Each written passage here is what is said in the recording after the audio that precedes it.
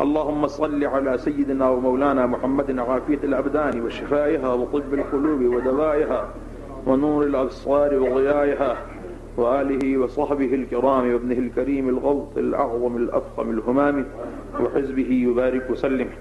مسلک معین الدین ہی رضا کا مسلک مسلک معین الدین ہی رضا کا مسلک ہے، سب کو یہ بتاتے ہیں ہم بریلی والے، سب کو یہ بتاتے ہیں ہم بریلی والے گئے۔ ایک فرقہ جو مدینہ طیبہ میں حضرت عثمان غنی رضی اللہ تعالیٰ عنہ کے دور میں یہودیت سے اسلام میں کنورٹ ہوا، اپنی سازشوں سے وہ باز نہیں آیا، بلکہ اس نے صرف لبادہ چینج کر لیا، لباس بدل لیا، اور اس دور سے آج تک اسلام کی جڑیں کاٹنے میں، تخریب کاری کرنے میں مصروف عمل۔ اس فرقے کی بعد میں کئی شاخیں ہو گئی اور دنیا کے مختلف کونوں میں، گوشوں میں، شوشوں میں وہ پائے جاتے ہیں۔ ہمارے یہاں بڑی آسانی سے ہم ان کو پہچان لیتے ہیں، چہرہ بھلے گورا ہو لیکن نیچے سے اوپر تک آپ کو پتا ہے۔ بہرحال ان سے اہل اسلام کا کوئی تعلق نہیں، نہ ان سے شادی ہے، نہ بیاہ ہے، نہ ہماری مساجد میں ان کا آنا ہے، نہ ان کے ایمان بگاڑے میں ہمارا جانا ہے۔ غرض کے کسی طریقے کا کوئی تعلق ہمارا ان کا نہیں تھا۔ لیکن اب بمبئی اور بعض خانقاہوں سے، بعض مزارات اولیاء سے کچھ اس قسم کی ذہنیت کے لوگ ہو گئے جو ان کا جھٹن کھا کے ان کی بولی بولنے لگے، اور عوام یہ دھوکے میں ہے کہ بہت بڑے پیر صاحب ہے، بہت بڑی نسبت ہے، بڑی خانقاہ سے تعلق رکھتے ہیں، امامہ شریف بھی ماشاءاللہ، جبہ شریف بھی 10-20 مریدین پیچھے سے پکڑے ہوئے ہیں، اور باپ دادا کی مسند انہیں جو ہے آئی ہوئی ہے۔ اقبال نے سچ کہا، میراث میں آئی ہے انہیں مسند ارشاد، زاغوں کے تصرف میں عقابوں کا نشیمن۔ اب ہم دیکھ رہے ہیں کہ یہ سلسلہ عوامی سطح پر اتنا بڑھ گیا کہ وہ لوگ جن کو دین کی ابتدائی باتیں بھی نہیں معلوم، کتنے ایسے ہیں کہ جن کو اگر پوچھا جائے کہ مسلمان ہونے کے لیے کن کن باتوں کو ماننا ضروری، کن باتوں سے بندہ مسلمان ہوتا ہے، کن باتوں سے بندہ آؤٹ آف اسلام ہوتا ہے، بیسیکلی باتیں ان کو نہیں پتا۔ اگر ان کو آپ پوچھیں کہ بھئی اگر آپ سنی ہیں تو سنی ہونے کے لیے کن کن عقائد کو ماننا ضروری، ان کو وہ بھی نہیں پتا۔ حتیٰ کہ آپ عبادات میں جو روزانہ 5 وقت پڑھی جاتی ہے نماز، اس کی ابتدائی باتیں پوچھ لیں، قرآن کریم ان سے سن لیں، ان سے اتحیات سن لیں، وہ صحیح طریقے پر نہیں پڑھ پائیں گے۔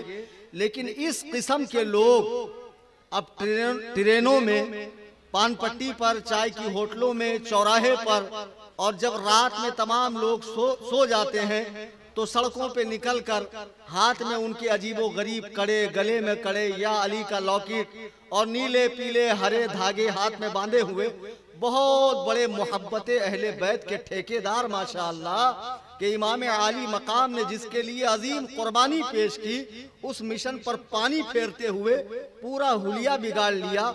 یہ لوگ بحث کرتے ہیں، بات کرتے ہیں کس پر؟ صحابہ کرام کے بارے میں، ان مقدس نفوس قدسیہ کے بارے میں۔ خداوند قدوس و جبروت کی قسم کھا کر میں علماء کی موجودگی میں کہتا ہوں، اگر تم واقعی عاشق رسول ہوتے، عاشق اہل بیت ہوتے، تو خدا تمہیں اس دور میں پیدا کرتا، آج بریانی کھانے کے دور میں نہیں، قربانی دینے والے وقت میں تم پیدا ہوتے۔ آج تم یہاں تک ٹھوس ٹھوس کر کھا لیتے ہو اور رات میں بیٹھ کر صحابہ کے فیصلے کرتے ہو، فلانا تو باغی تھا، فلانا تو جہنمی تھا، اس نے تو ایسے کر دیا، اس نے ویسے کر دیا۔ بدبختو، کان کھول کے سن لو، صحابہ کرام کے فیصلے تاریخی کتب سے نہیں ہوتے ہیں، حدیث و قرآن سے ہوتے ہیں۔ اللہ سبحان اللہ۔ تمہاری عقلیں ماری گئی، تم صحابہ کی عدالت لگا کر بیٹھے ہو چوک پر، روڈ پر، وہ تو ایسا تھا، وہ تو ویسا تھا، وہ تو بھینسا تھا، فلانا ایسا تھا۔ تیری ماں تجھ پر روئے کہ نبی کریم صلی اللہ علیہ وسلم کو جو جماعت اللہ نے عطا کی ہے صحابہ کی، وہ ایسی مقدس جماعت ہے کہ قرآن میں رب فرماتا ہے اولئک الذین امتحن اللہ قلوبہم للتقوی، اللہ نے جن کا امتحان لیا، جب وہ امتحان میں کھرے اتر گئے، جب وہ امتحان میں پاس ہو گئے، تو قرآن ہی سے سنو، قرآن کہہ رہا ہے والسابقون الاولون من المہاجرین، آنے والے فتح مکہ سے پہلے، فتح مکہ کے بعد، یعنی تمام صحابہ، ان کے بارے میں قرآن کہہ رہا ہے رضی اللہ عنہم ورضوا عنہ، اللہ اس پوری جماعت سے راضی ہے اور یہ لوگ اللہ سے راضی ہیں۔ سبحان اللہ، سبحان اللہ، سبحان اللہ۔ صحابہ سے رضا کا مجدہ قرآن دے رہا ہے کہ اللہ تعالیٰ ان سے راضی ہے۔ اب مجھے بتاؤ، جب اللہ نے ان کا امتحان لیا، آپ مدارس میں جائیے، جامعات میں جائیے، یونیورسٹیز میں جائیے، بھلے کسی مکتب میں چلے جائیے، پرائمری اور ہائی اسکول میں چلے جائیے، ہر جگہ کا ایک ضابطہ ہے، ہر جگہ کا ایک ڈسپلن ہے۔ پہلے کورس کروایا جاتا ہے، اس کے بعد ایگزام میں بٹھایا جاتا ہے، جب وہ امتحان میں پاس ہو جائیں تو اس کے بعد انہیں نمبر دیے جاتے ہیں، انہیں ڈگری دی جاتی ہے۔ آپ کو پتا ہے کہ اللہ تبارک و تعالیٰ نے صحابہ کا امتحان لیا، جب وہ پاس ہو گئے تو فرمایا اللہ ان سے راضی ہے، اور انہیں نمبر کتنے دیے؟ یہ جو میں نے آیت کریمہ تلاوت کی رضی اللہ عنہم ورضوا عنہ، یہ سورہ توبہ کی آیت نمبر 100 ہے۔ اللہ نے صحابہ کو 100 کے 100 نمبر عطا فرما دی۔ سبحان اللہ، سبحان اللہ۔ اور پھر 100 کے 100 نمبر عطا فرما دیے، اور وَأَعَدَّ لَهُمْ جَنَّاتٍ تَجْرِي تَحْتَهَا الْأَنْهَارُ، اور یہ ایسی جنت میں داخل کیے جائیں گے جس کے نیچے نہریں بہتی ہے۔ ابھی تو نے جنت دیکھی بھی نہیں، جنت کی بو باس ملی بھی نہیں، ابھی تیرا کوئی ٹھکانہ نہیں ہے بخشش کا، اور تو صحابہ کے فیصلے کر رہا۔ فلانی نے کلیجہ چبایا، اس کا یہ حکم، اس کے بیٹے نے یہ کر دیا تو اس کا یہ حکم۔ اتنا قابل ہو گیا حکم بیان کرے گا۔ اب یہ بولتے بولتے یہ مرض، یہ بغض صحابہ کا کینسر امیر معاویہ پہ نہیں رکا۔ خوب اچھے سے سن لو، آن لائن بھی لوگ تقریر سن رہے ہیں۔ بمبئی میں جتنے کالے پیلے ہرے نیلے اڑیا گڑیا لٹیا چٹیا تامک ٹویاں پی رہے حرام خورو، میرا نام کلیم حنفی ہے، سب ہوں عبید رضوی، میں غوث و رضا کا، آگے سے میرے بھاگتے ہیں شیر ببردی۔ نعرہ تکبیر، نعرہ رسالت، شیر رضا، شیر رضا، نعرہ تکبیر، نعرہ رسالت۔ سبحان اللہ۔ وہ خانقاہیں جہاں تزکیہ نفس ہوتا تھا، جہاں تصفیہ قلب ہوتا تھا، جہاں قلوب و اذہان کی تذکیر ہوتی تھی، جہاں پر حب خدا اور حب رسول کے جام پلائے جاتے تھے، پڑی ہے سب اجڑی ہوئی خانقاہیں، وہ درویش و سلطان کی امیدگاہیں، فرشتوں کی پڑتی تھی جن پر نگاہیں، وہ کہاں ہے آج، کہاں ہے وہ جذب الہی کے پھندے، کدھر ہے وہ اللہ کے پاک بندے؟ اب تو خانقاہیں نہیں، خامخواہیں ہو گئی ہے، اور اس میں جو 2-2 ٹن کے اور 10-10 ٹن کے پیر صاحبان بیٹھے ہیں، لوگوں کی جیبوں پہ نظر رکھنے والے اور مستی کے ساتھ قوالی فرمانے والے، اور عورتوں کے ساتھ بھی بھانگڑا ڈالتے پیر صاحب، اور فرماتے پیر سے کیا پردہ، ساری جو مستی ہے وہ پیر لے لے اور جتنی سختی ہے وہ مولوی لے لے۔ شریعت پورا مولوی کی طرف، طریقت مطلب مستی، بھانگڑا ڈالو، فتنے پھیلاؤ، نماز روزے سے فارغ، خدا بندے قدوس و جبروت کی قسم جو پیر مسجد میں آنے کی صلاحیت رکھتے ہوئے مسجد میں آ کر نماز نہیں پڑھتا، وہ پیر نہیں پیر ہے۔ خالی پگڑیاں اور القاب اور خانقاہوں کی اونچی عمارتیں مت دیکھو، اس کا تعلق صحیح ہے یا نہیں ہے خود یہ دیکھا کرو میرے بزرگوں اور دوستو۔ اب خانقاہیں شیعت کی بولی بول رہی ہے، حافظیت کی بولی بول رہے ہیں، اور اس دریا میں، اس رو میں اچھے اچھے لوگ بہتے جا رہے ہیں۔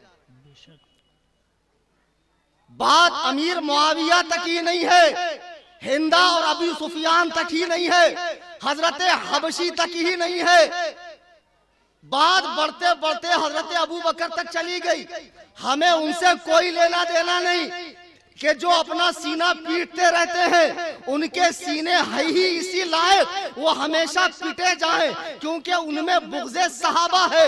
ہمیں ان سے کوئی لینا دینا نہیں ہے، لیکن ان کا جھٹن کھانے والے یہ تفضیلی گروہ جو اپنے آپ کو مولائی کہتا ہے، یہ مولائی نہیں موالی ہے، موالی۔ ہاں بے شک بے شک۔ محبت علی کی بات کرتے ہو، حضرت مولائے کائنات منبر کوفہ پر ہیں اور فرماتے ہیں کہ جس دل میں ابو بکر و عمر کا بغض ہو وہاں علی کی محبت نہیں آ سکتی۔ بے شک بے شک، علی کی محبت وہاں نہیں آ سکتی۔ آج لوگ حضرت ابو بکر تک چلے گئے اور کہتے ہیں صاحب کہ ان کی افضلیت تو جمہور کا قول ہے اور حضرت علی ان سے افضل ہے۔ کچھ لنگڑی لولی حدیثیں اٹھا کر لاتے ہیں، ایسا نہیں ہے کہ دلیل نہیں ہے۔ ہر دعویٰ کرنے والے کے پاس دلیل ہوتی ہے، دلیل کا معیار دیکھا جاتا ہے کس پائے کی۔ آپ کہیں کہ انہوں نے اتنی کتابیں لکھ ڈالی اس مسئلے میں۔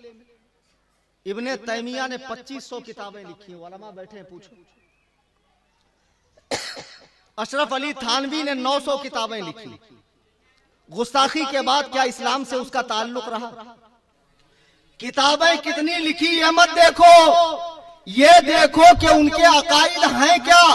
جو لوگ حضرت علی کو حضرت ابو بکر صدیق رضی اللہ تعالی عنہ پر فضیلت دیتے ہیں، بالاجماع وہ اہل سنت سے خارج ہیں، گمراہ ہیں، بد مذہب ہیں، ان سے کوئی تعلق نہیں رکھا جائے گا۔ اس لیے کہ حضرت ابو بکر صدیق کا انبیاء کرام اور رسول ملائکہ اور رسول انبیاء کے بعد تمام امت میں اور پچھلی تمام امتوں میں، تمام انبیاء کی امت میں آپ کا مقام افضل و اعلیٰ ہے۔ سبحان اللہ سبحان اللہ۔ میں نے جو آیت کریمہ پڑھی، اللہ ارشاد فرماتا والذی جاء بالصدق وصدق به اولئک هم المتقون، اور یہ سچائی لے کر آنے والے یعنی نبی کریم، کون سی سچائی؟ دین کی، ایمان کی، عقیدے کی، قرآن کی، اسلام کی، رب کی وحدانیت کی۔ وَصَدَّقَ بِهِ أُولَئِكَ هُمُ الْمُتَّقُونَ، سچائی لانے والے اور اس سچائی کو قبول کرنے والے، یہ دونوں متقی ہیں۔ اب اس آیت کی تفسیر دیکھو، حضرت مولائے کائنات اس کی تفسیر کرتے ہیں، فرماتے ہیں اس آیت میں جو دو متقی ہیں اس سے مراد ایک اللہ کے نبی ہیں اور ایک ابو بکر صدیق ہیں۔ اگر یہی قرآن پڑھتے ہو، اگر 40 پارے والا پڑھتے ہو تو مجھے نہیں پتا اس میں کیا غلاظت بری ہے، لیکن جو جبریل کے ذریعے سے سینہ مصطفیٰ پر نازل ہوا اور قرنن بعد قرنن نسلن بعد نسلن جس کی تدوین ہوئی، جسے جمع کیا گیا، جس کے حروف اور الفاظ کی حفاظت کی گئی، اس قرآن میں رب فرما رہا ہے کہ حضرت ابو بکر صدیق جو نبی کی سچائی پر سب سے پہلے ایمان لانے والے ہیں، وہ صدیق، وہ متقی ہیں، پرہیزگار ہیں۔ اور ایک جگہ قرآن میں فرمایا وَسَيُجَنَّبُهَا الْأَتْقَى، کہ جہنم سے دور رکھا جائے گا سب سے بڑا متقی۔ کچھ پلے پڑی یا پھر پیر صاحبوں کے قصے سناؤں، کیونکہ بمبئی میں پیر صاحب بہت بھر گئے۔ ایک پتھر اٹھاؤ، ایک مرشد نکلیں گے، ایک حضرت نکلیں گے، ایک پیرا نکلیں گے، ایک قلندر نکلیں گے۔ یہ قلندر نہیں، یہ کل اندر۔ یہ بہت بڑا حرام خور ہے، یہ تم کو جو ہے کرامات کا چگا پہنا کر گمراہ کر دے گا۔ قرآن کہہ رہا ویسا یجنبھا الاتقی، جہنم سے دور رکھا جائے گا سب سے بڑا متقی۔ یہ کس کے بارے میں آیت اتری؟ آپ تفسیر اٹھا کر دیکھ لیں، جلالین اٹھا کر دیکھ لیں، ساوی اٹھا کر دیکھ لیں، مدارس اسلامیہ میں پڑھائی جانے والی تفاسیر اٹھا کر دیکھ لیں کہ جب حضرت ابوبکر صدیق نے حضرت بلال کو خریدا اور خرید کر آزاد کیا، ان کے آقا امیہ بن خلف جو بڑا نالائق قسم کا آدمی تھا، اس سے خرید کے آزاد کیا، تو آپ کے والد ابو قحافہ نے کہا کیا ضرورت تھی اتنا مال خرچ کرنے کی؟ ایک کالے کلوٹے غلام کے لیے اتنا مال خرچ کرنے کی کیا ضرورت تھی، جو کوئی عالی نسب بھی نہیں ہے؟ جب حضرت ابو قحافہ نے یہ بات کہی تو قرآن کہہ رہا وَإِسَ يُجَنَّبُهَا الْأَتْقَى، کہ جہنم سے دور رکھا جائے گا سب سے بڑا متقی، جس نے اپنا مال راہ خدا میں خرچ کیا ہے تاکہ وہ مال پاک ہو جائے۔ مجھے بتاؤ، جب قرآن کہہ رہا ہے کہ صدیق اکبر کو جہنم کی آگ نہیں چھوئے گی، پھر جن کے مذہب کے بانی ملا باقر مجلسی نے اپنی کتاب میں یہ لکھا ہے کہ جہنم کے 10 دروازے ہیں، ایک دروازے سے فرعون، ایک سے نمرود، ایک سے شداد، ایک سے حامان، ایک سے قارون، اور ایک سے معاذ اللہ ابو بکر و عمر جائیں گے۔ تمہاری مائیں تم پر روئے، او بدبختو، ابو بکر و عمر کے بارے میں جہنم کا تصور کرنے والوں، تمہاری نسلیں جہنم میں جل جائیں گی۔ اللہ نے قرآن میں صاف فرما دیا وَسَيُجَنَّبُهَا الْأَتْقَى، کہ جہنم سے دور رکھا جائے گا سب سے بڑا متقی۔ کون ہے سب سے بڑا متقی؟ حضرت ابوبکر صدیق رضی اللہ تعالی۔ قرآن انہیں متقی کہہ رہا ہے، ان اکرمکم عند اللہ اتقاکم، اللہ کے نزدیک لائق احترام، عزت والا، فضل والا، شرف والا وہی ہے جس کے پاس تقوی زیادہ ہو۔ قرآن نے ابوبکر کو سب سے بڑا متقی بھی کہا۔ قرآن نے حضرت ابوبکر صدیق کے بارے میں فرمایا کہ اللہ انہیں سب سے زیادہ پسند فرماتا ہے۔ اور کیوں نہ پسند فرمائے کہ جب میرے مصطفیٰ رات کی تاریکی میں مکے کو چھوڑ کر مدینے کو مسکن بنانے کے لیے جا رہے ہیں تو ساتھ میں کون ہے؟ ابوبکر صدیق۔ واقعہ آپ سب سن چکے ہیں کہ ایک غار میں ٹھہرنے کا پلان ہوا کہ یہاں رات گزاریں گے۔ غار بہت پرانی تھی۔ حضرت ابوبکر نے فرمایا یا رسول اللہ آپ باہر کھڑے رہیں، میں اندر جا کر صفائی کرتا ہوں۔ روایتوں میں ہے آپ نے اپنی لنگی پھاڑی اور اندر جتنے ہول تھے، جتنے سوراخ تھے، سب آپ نے موچ دیے۔ ایک جگہ جو باقی رہ گئی تھی وہاں آپ نے ایڑی لگا دی، وہاں آپ نے اپنے پائے اقدس کو لگایا، سرکار کو اندر بلایا، میرے آقا تشریف لائے اور صدیق کی ران پر میرے آقا نے سر نبوت کو رکھا اور محو استراحت ہو گئے۔ اور اسی وقت میں اندر جو سانپ تھا اسے باہر نکلنے کے لیے راستہ نہیں مل رہا تھا، وہ ہر چند چاہتا تھا ابوبکر پیر ہٹائیں، میں بھی باہر نکلوں اور رخ مصطفیٰ کو دیکھوں، لیکن ایسا نہ ہو سکا۔ بالآخر سانپ نے کاٹا، اس کی شدت درد کی جب زیادہ ہوئی تو آپ کے آنسو رخسار مصطفیٰ پہ گر گئے۔ میرے آقا بیدار ہو گئے، فرمایا صدیق تجھے کس بات نے رلایا؟ کہا یا رسول اللہ مجھے سانپ نے کاٹا ہے۔ میرے آقا علیہ السلام نے اپنا مقدس لعاب دہن نکالا اور صدیق کے قدموں پہ لگا دیا اس جگہ پر جہاں سانپ نے کاٹا تھا۔ فوراً سانپ کا اثر جو ہے وہ زائل ہو گیا، زہر کا اثر زائل ہو گیا۔ دیکھو صدیق کو کل بھی سانپ کاٹ رہا تھا، آج بھی سپولے صدیق کے اوپر بھونک رہے ہیں، صدیق پر زبان تان کو دراز کر رہے ہیں، لیکن جس کا نگہبان مصطفیٰ ہو اس پر لاکھ بھونک لو کچھ ہونے والا نہیں۔ بے شک، سبحان اللہ سبحان اللہ۔ عزیزان گرامی وقار، قرآن کریم سے بھی اور احادیث مصطفیٰ سے بھی یہ غار میں جب میرے آقا ہے تو فرماتے ہیں، قرآن کہتا ہے ثانی اثنین اذ ہما فی الغار اذ یقول لصاحبہ لا تحزن ان اللہ معنا۔ جب یہ دونوں غار میں تھے تو میرے آقا نے ابوبکر سے فرمایا لا تحزن ان اللہ معنا، غم نہ کر، فکر نہ کر، اللہ ہمارے ساتھ ہے۔ سبحان اللہ سبحان اللہ۔ اذ یقول لصاحبہ، اپنے صحابی سے فرمایا۔ اب جو لوگ शियत का झुट्टन खाने के बाद हजरत अबू बकर की सहाबियत का इनकार कर रहे हैं। वो कान खोल के सुन ले, हजरत अबू बकर की सहाबियत का इनकार करने वाले कौन है? जरा मजमा बोले तो। इतने डाउटफुल हैं आप। हाँ, थोड़ा कम डांट के बोल भाई। काफिर हैं काफिर, और जो आपकी खिलाफत का इनकार करे वो भी काफिर है। मजारों पर धमाल डालने वाले, लोगों की जेबों पे नजरें रखने वाले, ये लाल पीले हरे नीले लिबास पहनकर, ऊंची ऊंची टोपियां पहनकर, 10 उंगली में 20 अंगूठियां डालकर जो लोगों को मुरीदा करते फिर रहे हैं और अपनी खामखाहों में सहाबा के फैसले कर रहे हैं, कान खोल के सुन लो। मेरे आका ने फरमाया, ला तहज़न इन्नल्लाह मआना, गम न कर, अल्लाह हमारे साथ है। सिद्दीक के साथ अल्लाह है, और सिद्दीक का मकाम बड़ा क्यों ना हो, अफजल क्यों ना हो।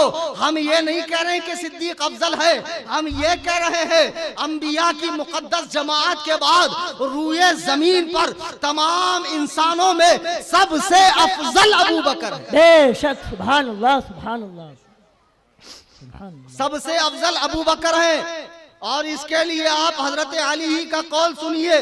हजरत अली कर्रमल्लाहु वजहुल करीम से उनके साहबजादे हजरत मोहम्मद बिन हनफिया ने पूछा, बीबी फातिमा के अलावा भी आपने और निकाह फरमाए, उनसे औलादें हुई हैं, तो एक बेटे मोहम्मद बिन हनफिया भी हैं, और इतने चहीते बेटे हैं कि जब दुनिया से जाने का वक्त हुआ मौलाए कायनात के, तो इमाम हसन से फरमाया, मेरे बाद मोहम्मद बिन हनफिया का ख्याल करना, मैं इससे मोहब्बत करता हूं। सुभान अल्लाह, सुभान अल्लाह। जब इमाम हसन की शहादत का वक्त करीब हुआ तो आपने इमाम हुसैन को वसीयत फरमाई कि मेरे बाद मोहम्मद बिन हनफिया का ख्याल रखना, क्योंकि इनसे वालिदे गिरामी भी और मैं भी मोहब्बत करता हूँ। अल्लाहु अकबर कबीरा, वही मोहम्मद बिन हनफिया है। सही बुखारी हदीस नंबर 3671 लिख लो। जो इंटरनेट की मार्फत से दीन सीखते हैं और वो 10 बाई 10 के कमरे में बैठे हुए मिर्जा कज्जाब को फॉलो करते हैं और सहाबा के हवाले से बकवास करते हैं। मोहम्मद बिन हनफिया की रिवायत है, उन्होंने अपने बाप से पूछा, अय्युन नासी खैरुम बादा रसूलिल्लाह, कि रसूलुल्लाह सल्लल्लाहु अलैहि वसल्लम के बाद लोगों में, सहाबा में सबसे बेहतर कौन है? काला अबू बकर, फरमाया अबू बकर। सुभान अल्लाह। सुम्मा मन, फिर उन्होंने पूछा फिर कौन? तो फरमाया सुम्मा उमर, उसके बाद उमर। तो हजरत मोहम्मद बिन हनफिया कहते हैं कि मैंने सोचा कि पूछ लूं फिर कौन, तो मुझे डर था कि आप उस्मान का नाम लेंगे, तो मैंने कहा सुम्मा अंता, फिर तो आप हैं। हजरत अली फरमाते, मा अना इल्ला रजुलुम मिनल मुस्लिमीन, मैं तो मुसलमानों की जमात का एक आम सा इंसान हूँ, यानी मुझे अफजल न समझो।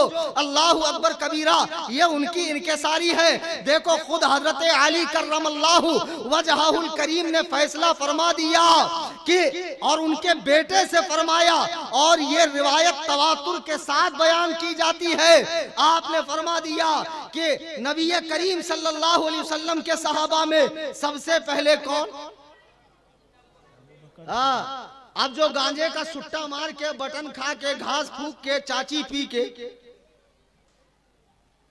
अपन अजमेर जा रेला, रेल में चिलम के धुएं उड़ेंगे। माशाअल्लाह, देखो जरा कव्वाल साहब, हुकूमत से मैं गुजारिश करूंगा कि इस किस्म की बकवास कव्वाली करने वालों को फिल फौर अंदर डाला जाए। बेशक।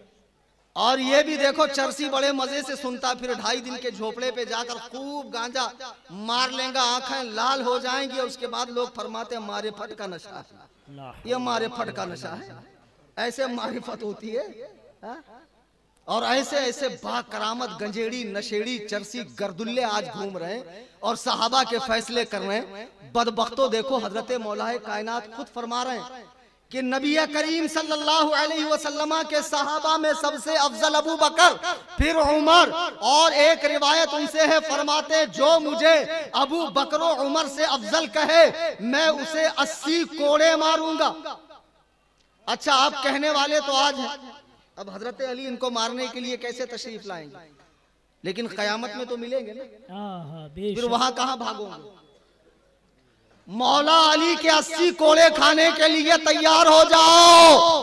حیدر کرار نے ذوالفقار کی نوک سے خیبر کا قلعہ اکھاڑا تھا، 80 کوڑوں میں تمہاری کیا حالت بنے گی بدبختوں، سوچو۔ ہاں بے شک۔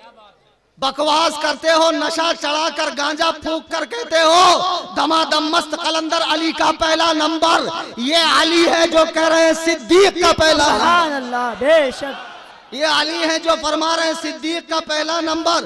اور سنو، صحیح بخاری کی روایت ہے، حدیث نمبر 3665، حضرت عبداللہ ابن عمر رضی اللہ تعالیٰ عنہ کہتے ہیں کہ نبی کریم کے زمانے میں جب ہمیں صحابہ کے درمیان انتخاب کا مسئلہ آتا، انتخاب کرنے کے لیے کہا جاتا کہ چنو کون افضل، حضرت عبداللہ ابن عمر کہہ رہے ہیں، صحیح بخاری کی روایت ہے کہ نبی کریم صلی اللہ علیہ وسلم کے زمانے میں کننا نخیر بین الناس فی زمن النبی صلی اللہ علیہ وسلم، کہ جب نبی کے زمانے میں صحابہ میں انتخاب کا مسئلہ آتا، ووٹنگ کا کہ کون افضل ہے، تو حضرت عمر فرماتے ہیں فنخیر ابو بکر، تو سب سے پہلا نمبر ابو بکر کا آتا، ثم عمر بن الخطاب، ثم عثمان بن عفان، اس کے بعد عمر کا نمبر آتا، پھر عثمان کا نمبر آتا۔ مجھے بتاؤ، حیات ظاہری میں مصطفیٰ کریم نے جسے اپنے مسلح پر 17 مرتبہ امامت کی ذمہ داری سونپی ہو، وہ کوئی عام آدمی ہوگا؟ یہاں اتنے علماء بیٹھے ہیں، نماز کا وقت ہو جائے تو مجھے بتاؤ سب سے آگے آپ مسلح پہ کس کو بڑھاؤں گے؟ تو کہیں گے قرآن اچھا پڑھنے والے کو، تو قرآن تو اس میں سبھی اچھا پڑھتے ہیں۔ پھر کہیں گے جس کو زیادہ مسائل معلوم ہو، تو یہاں تو مسائل سبھی کو معلوم ہے۔ پھر کہیں گے جس میں زیادہ تقوی ہو اسے امامت کے لیے آگے کیا جائے۔ نبی کا ہر صحابی اپنی جگہ آفتاب و مہتاب ہے۔ خود میرے آقا فرماتے ہیں اصحابی کن نجوم، میرے صحابہ آسمان ہدایت کے تارے ہیں، ان میں سے جس کی پیروی کرو گے ہدایت پا جاؤ گے۔ سارے صحابہ آفتاب و مہتاب ہے، لیکن سرکار نے ابو بکر صدیق ہی کو امامت کے لیے آگے بڑھایا اور فیصلہ فرما دیا کہ میرے بعد خلیفہ بلا فصل جو ہوگا وہ ابو بکر صدیق ہوگا۔ افسوس کہ اس دور میں مسلمانوں کی جماعت کو توڑنے کے لیے، وحدت کو پارا کرنے کے لیے عبداللہ ابن سبا نام کا یمن کا ایک یہودی مدینے آتا ہے، اسلام قبول کرتا ہے۔ حضرت عثمان کی شہادت میں اسی گروہ کا ہاتھ ہے۔ جب حضرت عثمان کی شہادت ہو گئی تو پھر حضرت علی خلیفہ بنے، یہاں ان کی ذہن سازی ہو رہی ہے، وہاں حضرت امیر معاویہ اور ان کے گروپ کی ذہن سازی ہو رہی ہے کہ خلیفہ برحق کو قتل کر دیا گیا اور علی بدلہ نہیں لے رہے۔ حضرت علی کے پاس کچھ ایسے مسائل تھے کہ فی الفور آپ وہ کام نہیں کر سکتے تھے۔ مسلمانوں کے دونوں گروپوں کو لڑوایا گیا، دونوں گروپوں کو لڑوایا گیا۔ حضرت علی کے بارے میں اس طرح کے دعوے کیے گئے کہ آپ رسول اللہ کے بعد خلیفہ بلا فصل ہے، بلکہ آپ میں خداوند قدوس نے حلول فرمایا ہے۔ آج بھی یہ عقیدہ رکھنے والے نصیری ملک شام میں پائے جاتے ہیں جو یہ کرتے ہیں کہ اولاد پیدا ہونے کے بعد پہاڑ کی اونچی چوٹی پہ جاتے ہیں، وہاں سے بچے کو پھینک کر کہتے ہیں اگر تجھے محمد الرسول اللہ کے خدا نے پیدا کیا ہے تو زندہ نہ رہنا، اگر علی بن طالب نے پیدا کیا ہے تو زندہ رہنا۔ جو بچہ زندہ رہ جاتا ہے اسے اپنا امام زمانہ بناتے ہیں۔ اتنے غالی درجے کے مشرکانہ عقائد ہے اس قوم کے۔ ارے جو قوم گھوڑے کی پوجا کرتی ہو، بھلا اس کو توحید کیسے سمجھ میں آئے گی، عظمت صحابہ کیسے سمجھ میں آئے گی؟ لیکن ان مجاوروں کو کیا ہو گیا، ان کفن چوروں کو کیا ہو گیا؟ ہم عظمت صحابہ کی بات کر رہے ہیں، کہتے ہیں اجمیر میں نہیں چلے گا، ابے تیرے باپ کا راج ہے۔ جب اعلیٰ حضرت کے غلام اجمیر میں پہنچیں گے تو ایسے چلیں گا کہ تو دکھیں گا بھی نہیں۔ جب ہوا آتی ہے تو مچھر کہاں دکھتے ہیں، سارے غائب ہو جاتے ہیں۔ ہم اجمیر جائیں گے، بے شک، سبحان اللہ، جائیں گے نا، بے شک، لیکن چادر نہیں خریدیں گے، मुजावरों के गेस्ट हाउस में नहीं रुकेंगे, बड़ी देग छोटी देग में नहीं डालेंगे। वो सिखों जैसी शक्ल वाला हम दुआ करेगा उसको और वो सरवर चरसी को और जितने भी वहां भंगी बैठे हुए हैं, किसी को एक फूटी कौड़ी मत देना। मुजावरों को अगर पैसा दोगे तो समझो तुम्हारा माल हजराते साहबा के बुग़्ज़ के लिए खर्चा हो रहा है। ख्वाजा से हमारा ताल्लुक जमाने से है, हमेशा से है, हमेशा रहेगा। हमें अजमेर जाने से कोई नहीं रोक सकता। हमने कब कहा कि या नबी नहीं पढ़ेंगे, वो भी हमारा सलाम है। हमने कब कहा हक मुईन या मुईन के नारे नहीं लगेंगे, वो भी हमारा हक है। लेकिन मुझे बताओ वहां नारे गौस की इजाजत क्यों नहीं है? वहां हक चार यार की इजाजत क्यों नहीं? बेशक वहां हक चार यार की इजाजत क्यों नहीं है? सुन्नियों अच्छे से समझ जाओ, मामला बहुत गड़बड़ है। जितने मुजाविर साहिबान हैं शीयत की बोली बोल रहे हैं और अक्सर तो गाली दर्जे के शिया हो चुके हैं, बेशक गाली दर्जे के राफजी हो चुके हैं। बहरहाल ये सहाबा पर भोंकने वाली कौम जो अफजलियत के मसले में फैसले कर रहे हैं कि वो अफजल नहीं, वो अफजल नहीं, और माज़अल्लाह गड़ी हुई हदीसें उठा कर लाते। एक नागपुर का गेंडा है पैर साहेब, ऐसी चोंच लाल करके पान खाकर माशाअल्लाह अजीमुल जुस्सा कसीरुल लहया बहुत बड़ा पगड़ा पहनकर बैठता है। देखो तो मालूम पड़ता है कि फरिश्तों का कोई काफिला ऊपर से जा रहा था, उसी में से ये हजरत नीचे आकर टपक गए। अब बैठकर कहता है कि सिद्दीक़ अकबर और फारूक आजम ये दोनों लक़ब हजरत अली के। बदबख्तों ये जाली हदीसें मौजू रिवायात उठा कर लाते हो और साहबाए किराम के हवाले से भोंकते हो। ये सब जाली रिवायात है। हजरत अली के फजाइल कम नहीं है, बहुत फजाइल है। सही अहादीस से अगर बयान किए जाएं, उनकी शान बयान करने के लिए झूठी रिवायात का सहारा लेने की कोई जरूरत नहीं। बेशक तुम सोचते हो झूठी रिवायात बयान कर कर शान बयान करेंगे। काबे में पैदा हुआ, अब नहीं हुआ तो नहीं हुआ, लेकिन जो काबे में पैदा हुआ हकीम बिन हिजाम, वो भी मेरे मौला के मर्तबे को नहीं पहुंच सका। काबे में पैदा होने से कोई साहिबे मर्तबा नहीं होता, वरना रसूलों के ताजदार, अंबिया के इमाम मेरे आका भी खाने काबा में नहीं पैदा हुए। बेशक बेशक फिर कभी बयान करेंगे कि अली और नबी एक नूर से पैदा हुआ। मौजू रिवायत है, मौजू। अब लोगों को क्या पता हदीस क्या है, उसकी बारीकियां क्या है। हदीस सुना दी, लोगों ने मान लिया। हमारे पास आकर भी कभी हदीस सुनाओ ना पैर साहब, तो हम तुम्हारा इल्मी कद नापते हैं, तुम कितने काबिल हो। हजरत अली और रसूल करीम अलैहिस्सलातु व तस्लीम के एक नूर से पैदा होने की हदीस जो है वो मौजू है। इस तरह मौलाए कायनात के फजाइल बयान मत करो, लेकिन आओ सिद्दीक़ो उमर की क्या फजीलत है जरा मुलाहजा करो। सुभान अल्लाह। आप सब जानते हैं कि जब हम मुर्दे को दफन करते हैं तो दफन करते वक्त 3 मरतबा मिट्टी डालते हैं, पढ़ते हैं मिनहा खलकनाकुम व फीहा नुईदुकुम व मिनहा नुखरिजुकुम तारतन उखरा। हमने तुम्हें इस मिट्टी से बनाया है, इसी में ले जाएंगे और इसी से बरोज़े महशर तुम्हें उठाएंगे, इसी से तुम्हें उठाया जाएगा। अच्छा सुनो, हम सुन्नियों का यह अकीदा है कि अंबिया जितने हैं सब बशर हैं। हमारा अकीदा ये नहीं है कि सिर्फ नूर है बशर नहीं है। जो अंबिया को बशर न माने वो काफिर है। बहरहाल अल्लाह के जितने नबी हैं सब मिट्टी से बनाए गए हैं, लेकिन वो जन्नत की मिट्टी से बनाए गए और उनकी मिट्टी में कौसरो तस्नीम का पानी डाला गया है।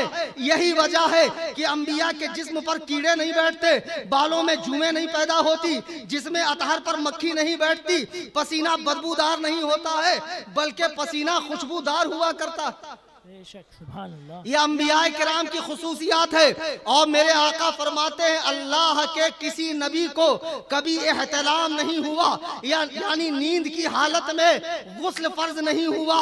ये हम लोगों के साथ होता है, चूंकि अंबिया की आंखें सोती है और दिल जागता है और शैतान उन पर असर अंदाज नहीं हो सकता है। अब सुनो, میرے آقا فرماتے ہیں صحیح بخاری کی حدیث ہے، حدیث نمبر 195، ما بین بیتی و منبری روضۃ من ریاض الجنہ، کہ میرے گھر سے میرے منبر تک کا جو حصہ ہے، آپ میں سے کئی لوگ مدینہ شریف حاضری دیے ہوں گے، مسجد نبوی میں گئے ہوں گے، سرکار کے روضے انور کو دیکھا ہوگا۔ میرے آقا فرماتے ہیں حجرہ عائشہ سے منبر تک کا جو حصہ ہے وہ جنت سے لا کر زمین پر ڈالا گیا ہے، جنت سے لا کر۔ سبحان اللہ۔ اور قیامت میں جب تمام زمین فنا ہو جائیں گی تو یہ حصہ فنا نہیں ہوگا بلکہ یہ اٹھا لیا جائے گا جنت میں۔ سبحان اللہ۔ بے شک۔ میں آپ کو جہاں لے کر جا رہا ہوں چلیے وہاں پر انشاءاللہ آپ کو نکتہ نہیں نکاتی نکات ملیں گے۔ ہم جب مردوں کو دفن کرتے ہیں تو کہتے ہیں ہم نے تمہیں اسی مٹی سے بنایا، اسی میں لے جائیں گے، اسی سے اٹھائیں گے۔ حضور علیہ السلام فرماتے ہیں عائشہ کے حجرے سے میرے منبر تک کا حصہ جنت کے باغوں میں سے ایک باغ ہے، ٹکڑے میں سے ایک ٹکڑا ہے۔ میرے آقا ہجری 11 میں وصال فرما گئے، وصال ظاہری ہوا، سرکار کو حجرہ عائشہ میں دفن کیا گیا۔ یہ فضیلت اور کسی سرکار کی بیوی کی نہیں ہے، یعنی سرکار کس مٹی سے بنائے گئے؟ جہاں دفن ہوئے حجرہ عائشہ کی مٹی سے، وہ جنت کا ٹکڑا ہے، عام مٹی نہیں ہے۔ اچھا سنو، حضرت عائشہ فرماتی ہیں کہ مجھے نبی کی بیویوں میں اور بیویوں سے 10 باتوں میں فضیلت حاصل ہے۔ پہلی فضیلت یہ کہ جب میرا نکاح حضور سے کرنا تھا تو حضرت جبریل میری تصویر ایک ریشم کے کپڑے پر لے کر آئے اور سرکار کو دکھایا کہ اللہ تعالی چاہتا ہے آپ ان سے نکاح فرمائے۔ او نبی کی بیوی پہ بھونکنے والے ایرانی کتوں، ذرا مجھے بتاؤ، تمہاری کتاب حق الیقین میں لکھا ہے کہ جب امام مہدی ظاہر ہوں گے تو عائشہ کو قبر سے نکال کر کوڑے ماریں گے۔ او بدبختو، تمہاری مائیں تم پر ماتم کرے، یہ رسول اللہ کی وہ بیوی ہے کہ جن سے نکاح کا پیغام خود اللہ تعالیٰ بھجوا رہا ہے۔ ہاں ہاں، سبحان اللہ سبحان اللہ، بہت خوب۔ نعرہ تکبیر، نعرہ رسالت، مسلک اعلی حضرت مفتی کلیم حنفی صاحب قبلہ، نعرہ تکبیر، نعرہ رسالت۔ پھر فرماتی ہے کہ ساری بیویاں نبی کی بیوگی کی حالت میں سرکار کے نکاح میں آئی، میں اکیلے کنوارے پن کی حالت میں سرکار کے نکاح میں آئی، اور حضور میرے بستر پہ ہوتے، اللہ وحی کو نازل فرماتا، کسی اور زوجہ کے بستر پر ہوتے تو وحی نہیں آتی تھی۔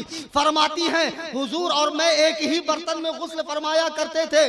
فرماتی ہیں حضور علیہ السلام نے دنیا سے اس وقت رخصتی لی، اس وقت دنیا کو الوداع فرمایا جب آپ کا سر مبارک میرے کندھے اور چھاتی کے بیچ میں تھا، اور اس طرح انبیاء کا تاجدار اپنے رب کی بارگاہ میں ملاقات کے لیے جا رہا ہے۔ یہ عائشہ کی فضیلت ہے۔ اور فرماتی ہیں کہ میری برات کا اعلان، میری پاکی کا اعلان، میرے پاک و صاف ہونے کا اعلان سورہ نور کی 18 آیتوں میں اللہ تعالیٰ نے فرمایا۔ بے شک، سبحان اللہ سبحان اللہ۔ یہ قوم حضرت عائشہ پر بھی بھونکتی ہے اور بہت بھونکتی ہے، معاذ اللہ، صرف اس لیے کہ حضرت عائشہ حضرت علی سے لڑ گئی، تم ان کی ساری فضیلتوں کا انکار کر دو گے؟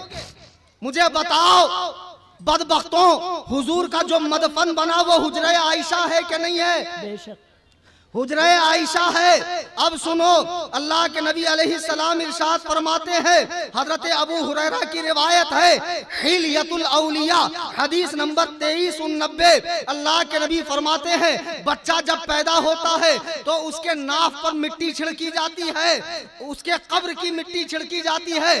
ابو عاصم کہتے ہیں اے لوگوں، تم ابو بکر و عمر جیسی فضیلت نہیں پا سکتے، اس لیے کہ ابو بکر و عمر کی مٹی نبی کے مٹی سے ملی ہوئی ہے، یعنی وہ سرکار کی مٹی سے پیدا کیے گئے۔ بے شک، سبحان اللہ سبحان اللہ۔ اتنا ہی نہیں، بلکہ حدیث پاک جو امام اہل سنت رضی اللہ تعالیٰ عنہ نے بھی فتاوی افریقہ میں حضرت عبداللہ ابن عباس کی روایت نقل کی ہے، فرمایا کہ ابو بکر و عمر نبی کریم صلی اللہ علیہ وسلم کی مٹی سے بنائے گئے ہیں، مجھے بتاؤ نبی کے پہلو میں کون لیٹا ہے؟ ابو بکر و عمر لیٹے ہیں، تو وہ کس مٹی سے بنے؟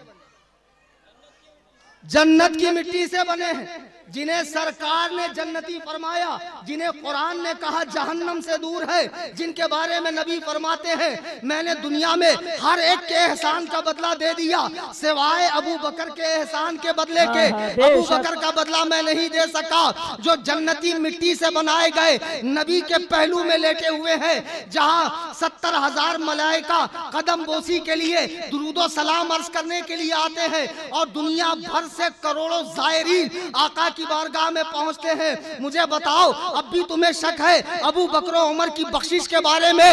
او بدبختوں، ابو بکر و عمر تو رسول کریم علیہ السلام کی مٹی سے یعنی جنت سے بنائے گئے ہیں اور سرکار کے پہلو میں لیٹے ہوئے ہیں۔ ایک مرتبہ میرے آقا نے کہا ابو بکر ابھی جبریل آئے اور مجھے خبر دی کہ وہ فلانا محل جنت میں وہ آپ کے لیے، تو ابو بکر نے کہا یا رسول اللہ کاش میں اس محل کو دیکھ پاتا۔ میرے آقا فرماتے ہیں ابو بکر فکر نہ کرو، اس محل میں جنت میں میرے ساتھ تم رہو گے، میرے ساتھ تم رہو گے۔ ابو بکر کیا جنتی ہونا ایسا ہی قطعی اور یقینی ہے جیسا یقینی یہ کہ جنت ہے۔ اگر ابو بکر و عمر جنتی نہیں ہے تو رب کعبہ کی قسم پھر جنت کا بھی وجود نہیں ہے۔ کان کھول کے سن لو، جو لوگ صحابہ پہ بھونک رہے ہیں اور شیعوں کا دیکھا دیکھی، یہ جو اڑیا گڑیا لٹیا چٹیا پیر کے مرید بننے والے ہیں، ہم فلانے مخملی کے پیر ہیں، ہم ٹاٹ والے کے پیر ہیں، ہم جھنڈے والے کے پیر ہیں، اور آپ تھوڑا سا آگے چلے جائیے ساؤتھ انڈیا کرناٹک کے علاقے میں، وہاں ہر شخص کے 4 پیر ہیں، اور ایسے عجیب و غریب پیر صاحبان ہیں، نماز روزے سے لوگوں کو فارغ کر دیا، اور ایسے جاہل پیر صحابہ کرام کے بارے میں بھونک رہے ہیں اور لوگ ان کی بولی بول رہے ہیں۔ اے افضلیت سیدنا صدیق اکبر کانفرنس میں آنے والوں، عزم مصمم کر کے اٹھو کہ صحابہ کے بارے میں ہم محتاط رہیں گے۔ اہل سنت و جماعت کا جو سچا مذہب ہے کہ نبی کے سارے صحابہ عادل ہیں، ثقہ ہیں، جنتی ہیں، اللہ تعالیٰ ان سے راضی ہے، وہ سب جنت مکین ہو چکے ہیں، اسی عقیدے پر قائم رہیں گے۔ کہو انشاءاللہ۔ رافضیت کی بولی مت بولو ورنہ بہت پچھتاؤ گے، خدا کی قسم پھر نہ یہاں کے رہو گے نہ وہاں کے رہو گے، نہ ادھر کے رہو گے نہ ادھر کے رہو گے، ادھر کے ہو جاؤ گے۔ صحابہ کے بارے میں محتاط ہو جائیے۔ آج افسوس کہ کھلم کھلا حضرت ابو بکر صدیق کی افضلیت کو چیلنج کیا جا رہا ہے، جبکہ افضلیت صدیق اکبر کا عقیدہ یہ اجماع سے ثابت ہے، اور اجماع کا منکر گمراہ ہے۔ قرآن کہہ رہا ہے غیر سبیل المؤمنین نولہ ما تولا ونصلہ جہنم وساءت مصیرا، جو مسلمانوں کے راستے سے جدا راستہ چلے ہم اسے چلنے دیں گے، لیکن قیامت میں جب ہمارے پاس آئے گا تو ہم اسے جہنم میں داخل کریں گے۔ مسلمانوں اجماع امت کے عقیدے سے الگ مت ہو، آج یہ عزم مصمم کر کے اٹھو کہ صدیق کا، عمر کا، عثمان کا اور حضرت علی کا، چوتھا نمبر یہی اہل سنت کا عقیدہ ہے۔ جو اس کے علاوہ بولے وہ رانگ بولی بول رہا ہے۔ میرے بزرگوں دوستو، اللہ تعالیٰ آپ سب کو شاد و آباد رکھے۔ اور یہ بیان چونکہ آن لائن بھی کافی لوگ سن رہے ہیں، بڑی تعداد میں، تو ایک بات بتا دوں کہ میں کرلا ہی میں رہتا ہوں، میرے جانے کے بعد ہو سکتا ہے کل کوئی انٹرنیٹ پہ چھوٹی سی کلپ ڈالے۔ ایک بابا ہے، بہت ضرورت سے زیادہ قابل ہے، پتہ نہیں وہ کس مدرسے کے فارغ ہیں، جب وہ اردو بولتے ہیں تو معلوم پڑتا ہے کہ اگل رہے ہیں۔ ہمارے مولانا توکل صاحب ہیں، فرمانے لگے حضرت ذرا اس کی خبر لیجئے۔ میں نے کہا بیچارے کو کوئی جانتا نہیں ہے 2-4 مریدوں کے علاوہ، نام لے لوں گا تو خامخواہ فیمس ہو جائے گا۔ ہمارے سامنے مناظرے میں آیا تھا، गेंडा स्वामी कुर्सी पे बैठा हुआ, किताबें नीचे रखी हुई। मैंने कहा नीचे बैठो बदबख्त, तुम्हें इतनी तमीज नहीं है? कलामुल्लाह नीचे रखा है और हदीस की किताबें नीचे रखी है। तो वो पैर साहब है, तो बहरहाल उठ गया वो। उसके बाद से वो कंटिन्यू वीडियोस बना बना के डालता है। कुछ उसके भी 2-4 मानने चाहने वाले हैं, बहुत ज्यादा तो फेमस नहीं है।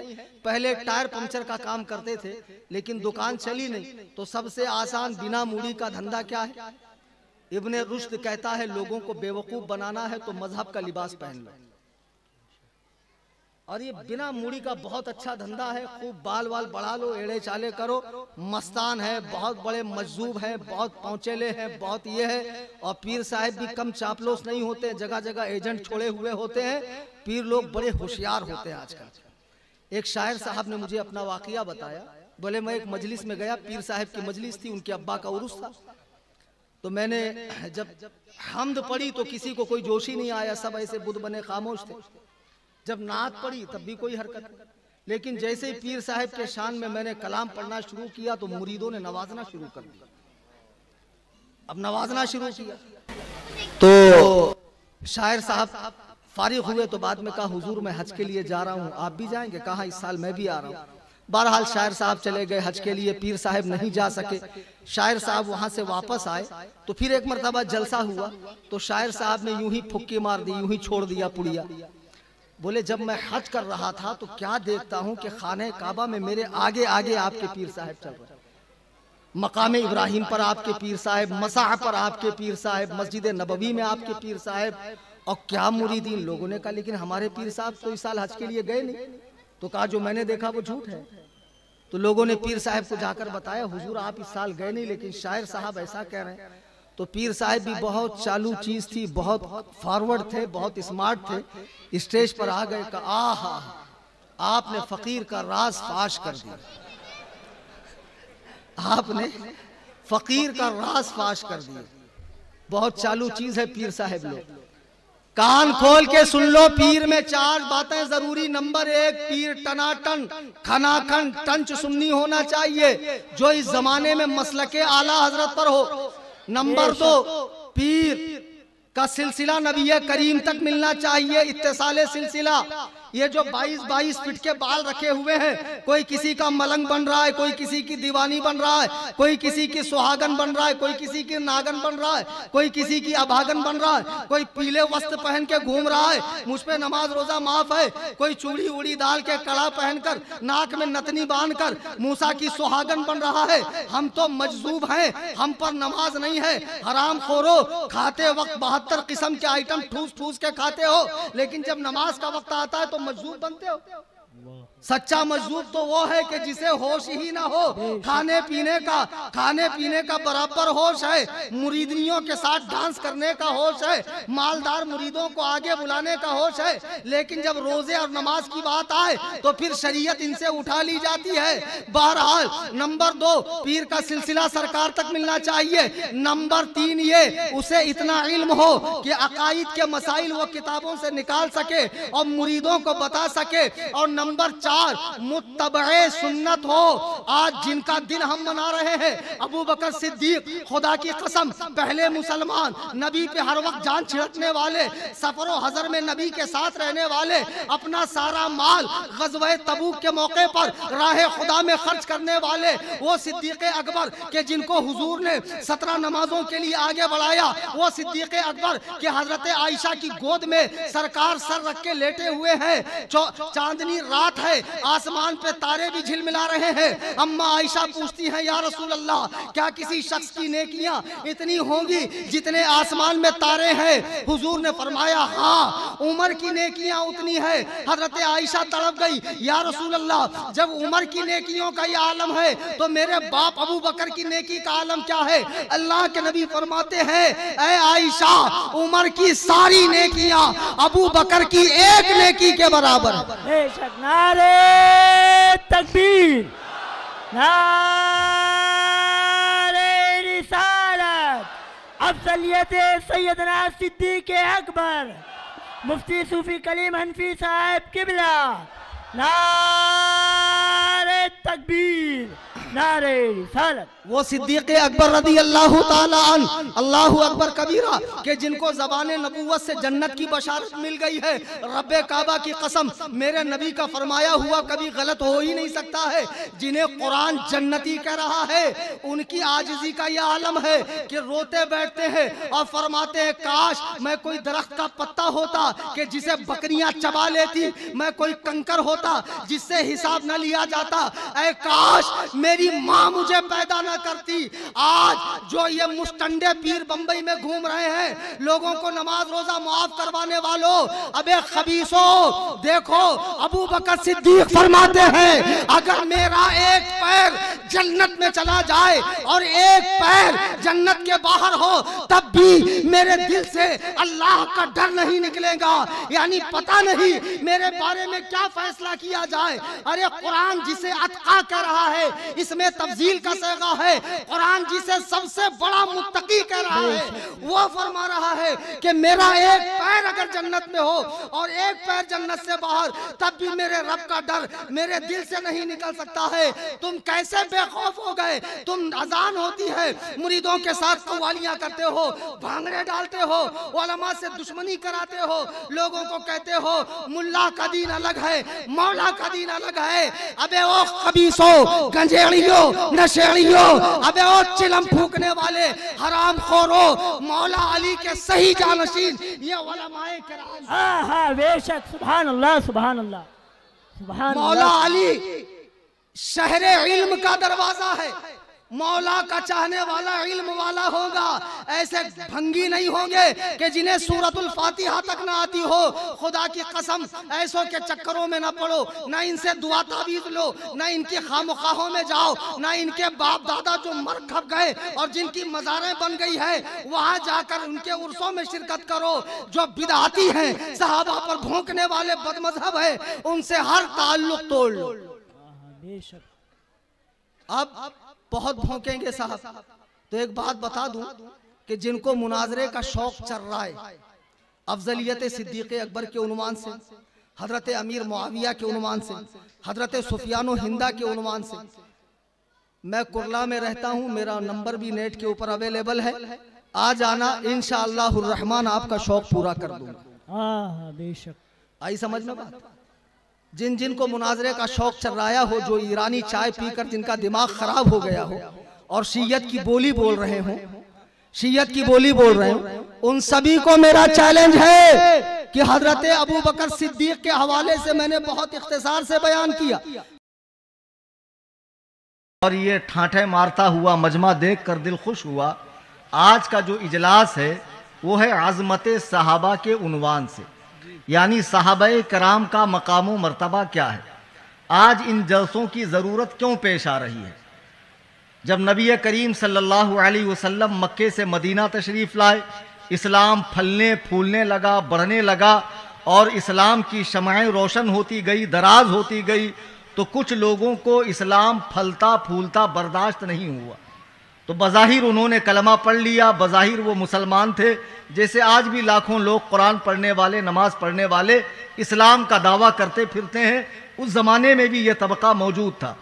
फिर इस तबके ने इस्लाम की जड़ें खोखली करने के लिए, इस्लाम को जड़ से उखाड़ने के लिए बड़ी साजिशें की। जब नबी करीम के बाद बिल इत्तेफाक बिल इजमा हज़रत अबू बकर खलीफा अव्वल हुए, उस वक्त किसी के जहन में यह नहीं था कि अबू बकर के अलावा भी कोई खलीफा हो सकता है। सहाबा में से किसी के जहन में ये बात थी ही नहीं। फिर उसके बाद हज़रत उमर फारूक हुए, फिर हज़रत उस्मान गनी हुए। 12 साल जिनकी खिलाफत रही। हज़रत उस्मान के ज़माने में अब्दुल्ला इब्ने सबा नामी यमन का एक यहूदी मदीने आता है, इस्लाम कबूल करता है।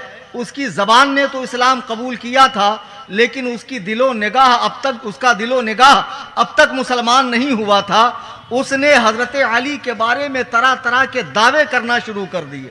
पहला ये कि हज़रत अली खलीफे बिला फसल है, यानी नबी के बाद बीच में कोई दीवार, कोई आड़ नहीं है, डायरेक्ट हज़रत अली खलीफा है। हज़रत अली और नबी करीम एक नूर से पैदा किए गए हैं, बल्कि हज़रत अली के ज़ात में खुदा हुलूल कर गया है, खुदा उनके वजूद के अंदर आ चुका है। حضرت علی کے بارے میں بہت مبالغہ آمیز باتیں کرنے لگا، حتیٰ کہ قرآن کریم کے محرف ہونے کا عقیدہ بھی ان لوگوں نے اپنا لیا۔ آج جو قرآن کریم ہمارے حفاظ کے سینے میں ہے، ہماری مساجد میں ہے 30 پارے، اہل تشیع کے نزدیک یہ قرآن مکمل نہیں ہے، ان کے نزدیک قرآن کے 40 پارے ہیں، اور 10 پارے ان کے امام غائب کسی غار میں چھپے ہوئے ہیں، وہاں لے کر بیٹھے ہیں، اور ان 10 پاروں میں صرف اور صرف اہل بیت ہی کے فضائل ہیں، حضرت علی ہی کے فضائل ہیں۔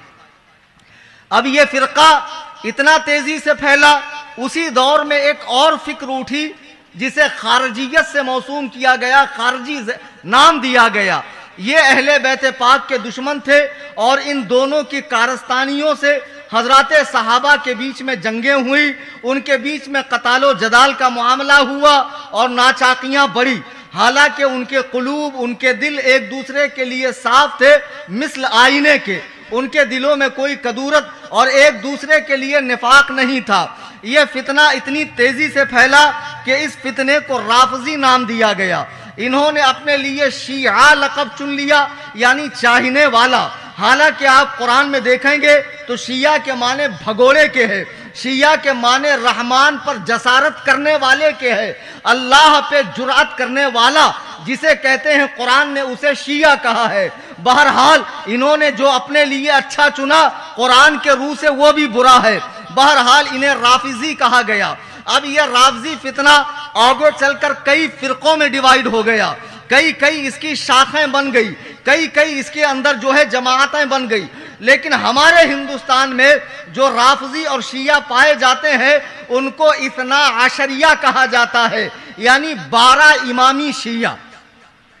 اب ان 12 امامی شیعوں کو مغلیہ دور کے اندر بہت زیادہ چھوٹ ملی، بہت زیادہ ڈسکاؤنٹ ملی، اس لیے کہ مغل میں اکثر بادشاہ جو تھے وہ ایسے ہی لچر پچر تھے، یعنی دونوں ہاتھ میں ان کے لڈو تھے، سب کو خوش رکھنا ان کا مزاج تھا۔ تو بہرحال شیعوں سے بھی ان کی راہ و رسم تھی، شادیاں ہوئیں، عورتیں لائی گئی، اور اس طرح شیعہ مذہب کو ہندوستان میں فروغ ملا۔ بادشاہ جہانگیر کی بیوی نور جہاں یہ خود بہت پکی رافضیہ تھی، بہت پکی شیعہ تھی۔ اس نے ایران سے مجتہدین کو بلا کر ہندوستان میں اہل سنت و جماعت کے بیچ میں شیعت کو خوب فروغ دینا چاہا۔ ویسے شیعت اتنی پھیلی نہیں، لیکن شیعی رسمیں آج بھی ہم اہل سنت و جماعت میں دیکھنے ملتی ہے، خصوصاً ماہ محرم الحرام کے اندر جب علماء منع کرتے ہیں یہ نہ کرو تو لوگ گانجے کا سٹا مار کر عالم کو کہتے ہیں تو زیادہ قابل ہے یا فلانے زیادہ قابل ہے، وہ ولی بھی تو یہ کام کرتے تھے۔ میرے بزرگوں اور دوستوں، آپ کو پڑیا دی جا رہی ہے بزرگوں کے نام پر۔ جو لوگ بزرگوں کا نام لیتے ہیں وہ کسی دن ہمارے سامنے آ کر وہ حوالے پیش کیوں نہیں کرتے جس میں یہ ساری بدعات و خرافات کا تذکرہ ہو، یہ تعزیہ داری کا، ماہ محرم میں سوگ کا، سیاہ لباس کا، یا تابوت اٹھانے کا، یا تعزیے کے اندر بے حساب بدعات و خرافات کا۔ بہرحال ہندوستان میں شیعت نے جب زور پکڑا، اللہ نے ایک مرد مجاہد کو پیدا فرمایا، دنیا جسے شیخ عبدالعزیز محدث دہلوی کہتی ہے۔ انہوں نے ایک کتاب لکھی جس کا نام ہے تحفہ اثنا عشریہ۔ یہ ہر اہل سنت کے گھر میں یہ کتاب ہونی چاہیے۔ آپ نے اس میں شیعت کا جنازہ نکال دیا اور پوری تاریخ بیان کر دی۔ شیعوں نے وہ چال چلی، کوئی ایسا زہر آپ کو کھلا دیا جس سے آپ کی آنکھیں بظاہر چلی گئی۔ پھر امام اہل سنت کا دور آتا ہے، اعلیٰ حضرت نے بھی اپنے دور میں انہیں خوب کھدیڑا ہے اور اہل سنت کے عقائد کو واضح بیان فرمایا ہے۔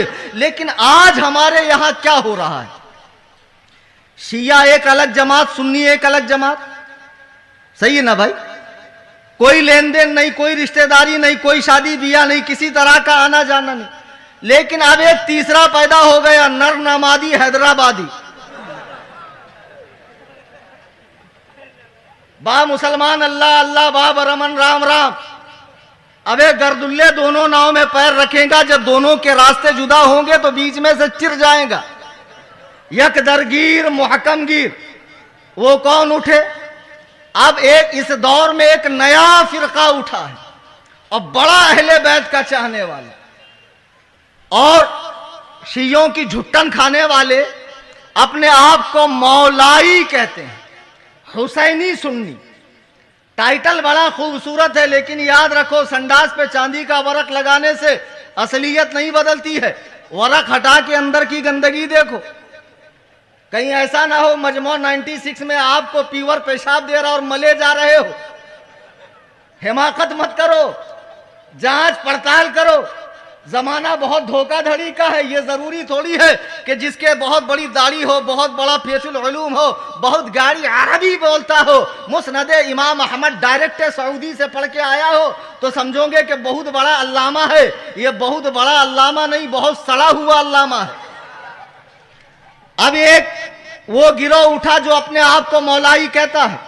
یہ لوگ زیادہ کس چیز سے تعلق رکھتے ہیں؟ خانقاہوں سے۔ بڑی بڑی بارگاہوں کے سجادہ نشین، مسند نشین، آل فلاں فلاں فلاں کی آل۔ اب ماشاءاللہ خوب جبہ قبہ، اور ابھی مولانا نے کہا کئی دھات کی انگوٹھی، 10 انگلی میں 20 انگوٹھی، اور یہ 10 انگلی میں 5 سگریٹ پی رہے ہیں اور تصوف کا نشہ چڑھا ہوا ہے، اور کتے کا بچہ اپنی خامخواہ میں بیٹھ کر صحابہ کے فیصلے کر رہا ہے، حضرات صحابہ پر بھونک رہا ہے، اور یہ گنجیڑی، یہ نشیڑی، یہ چرسی، یہ بٹن کھانے والا، یہ چلم کا سٹا مارنے والا اس کی ہاں میں ہاں ملا کر کہہ رہا ہے معاویہ غلط، ہندا غلط، سفیان غلط، علی کا پہلا نمبر۔ جب تک قرآن و سنت کے قریب نہیں آؤ گے، اللہ و رسول کے ارشاد کو نہیں سمجھو گے، خدا کی قسم دین کا حقیقی معنی مفہوم تمہیں پتہ ہی نہیں چل سکتا ہے۔ میں نے جو آیت کریمہ پڑھی، میرا رب فرماتا ہے، سورہ فتح کی آیت ہے، محمد الرسول اللہ، محمد اللہ کے رسول ہیں، والذین معہ اشداء علی الکفار، اور ان کے ساتھ والے، مفسرین فرماتے ہیں معہ سے مراد ابو بکر ہے، اور اشداء علی الکفار سے مراد عمر ہے، اور رحماء بینہم سے مراد عثمان غنی ہے، اور تراہم رکعا سجدا سے مراد علی مرتضی ہے۔ دیکھو جو ترتیب خلافت ہے وہی ترتیب فضیلت بھی۔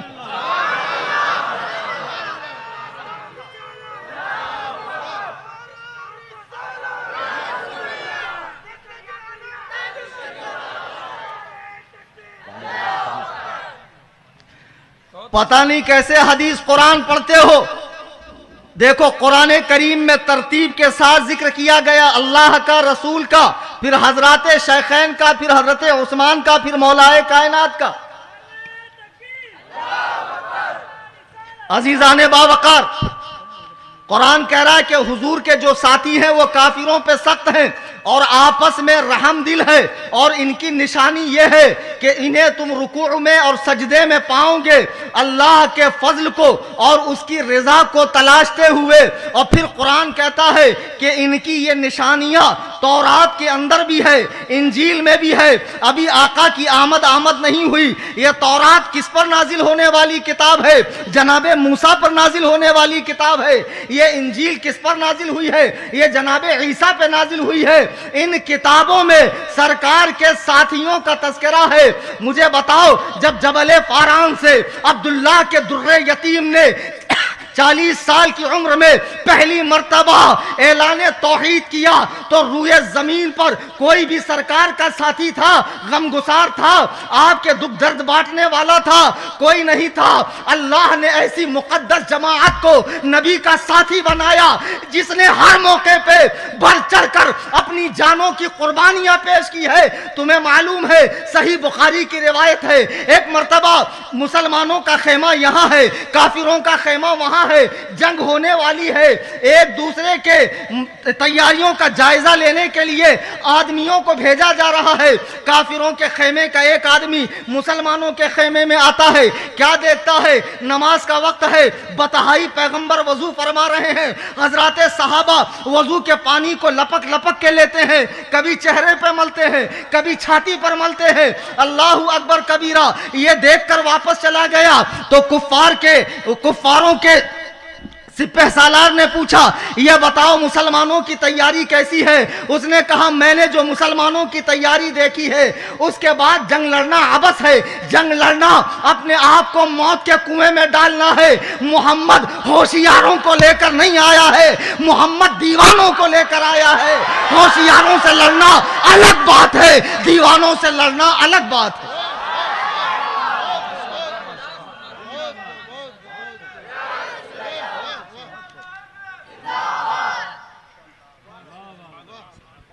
ये हजराते साहबाए कराम है जिन्होंने हर मौका महल पर हुजूर का साथ दिया। देखो मेरे आका तमाम अंबिया के आखिर है, आपको जो किताब दी गई वो किताबों में आखिरी है, आपको जो मनसब दिया गया नबूवत और रिसालत का उसके आप खातम है, आपको जो दीन दिया गया वो तमाम दीनों का खातम है, आपका दीन क़यामत तक रहने वाला है। तो मुझे बताओ आपको अल्लाह ने साथी कैसे दिए होंगे?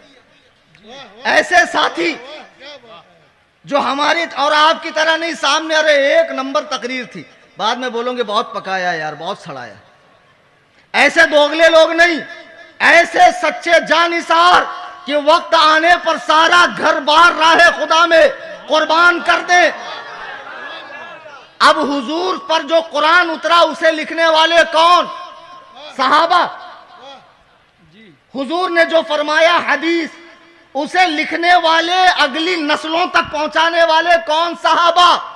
आज ये शिया, राफजी, मातमी, इसना अशरी और उनका झुट्टन खाने वाले, ये ईरानी चाय की चुस्कियां लेने वाले, ये हराम खोर कहते हैं फलाने साहबी ऐसे थे, फलाने साहबी ऐसे थे। तेरी माँ तुझ पर मातम करे और खबीस के बच्चे, अगर रसूलुल्लाह के साथी दीन से बावफा न होते तो अरब से निकल कर दीन दुनिया के कोने कोने में न पहुंचता। तुम किस पर भौंक रहे हो? और सुनो, तुम आज भौंक रहे हो, आज भौं भौं कर रहे हो पिल्लो। गैब दान नबी ने 1400 साल पहले फरमाया, सही बुखारी की हदीस है, कुरान करीम के बाद सबसे बड़ी किताब, ला तसुब्बू असहाबी, मेरे सहाबा को गाली मत दो। फलौ अन्ना अहदकुम अनफक़ मिस्ला उहुदिन ज़हबन मा बलग़ मुद्दा अहदिहिम वला नसीफ़हु। अगर तुम में का कोई शख्स उहद पहाड़ के बराबर सोना खुदा के राह में खर्च कर दे, अव्वल तो कोई इतना बड़ा फैयाज है नहीं, ये तो खुद ही उनके टुकड़ों पे पलते हैं, लेकिन बिलफर्ज अगर इनके पास आ जाए और ये उहद पहाड़ के बराबर खर्च कर दे, मा बलग़ मुद्दा अहदिहिम वला नसीफ़हु, तो मेरे सहाबी ने अगर खुदा के रास्ते में आधा किलो गेहूं या जौ दिया होगा तो इस आधा किलो के बराबर भी वो सोने का पहाड़ नहीं हो सकता। तुमने क्या समझा है सहाबा के मकाम को? अल्लाह ने बेहतरीन साथी हुजूर को अता फरमाए जिन्होंने पूरी कोशिशों से ईमान और इस्लाम की ये अमानतें नस्लन बाद नस्लिन, करनन बाद करनिन पूरी दुनिया के अंदर फैला दिया है। अच्छा, सहाबा की ये मुकद्दस जमात, हुजूर तशरीफ ले गए जाहिरी तौर पर, बिल इजमा अबू बकर को खलीफा बनाया गया। आज शियों से हमारे चिढ़ने की वजह क्या है? कुछ लोग इसमें ऐसे भी है, चाय पीने से कुछ नहीं होता। हाँ, बेटी ला सकते, दे नहीं सकते, तुम्हारे अब्बा का दीन है, दीन गढ़ते हो घर में बैठ के, गढ़ो मत। लाना और देना दोनों हराम।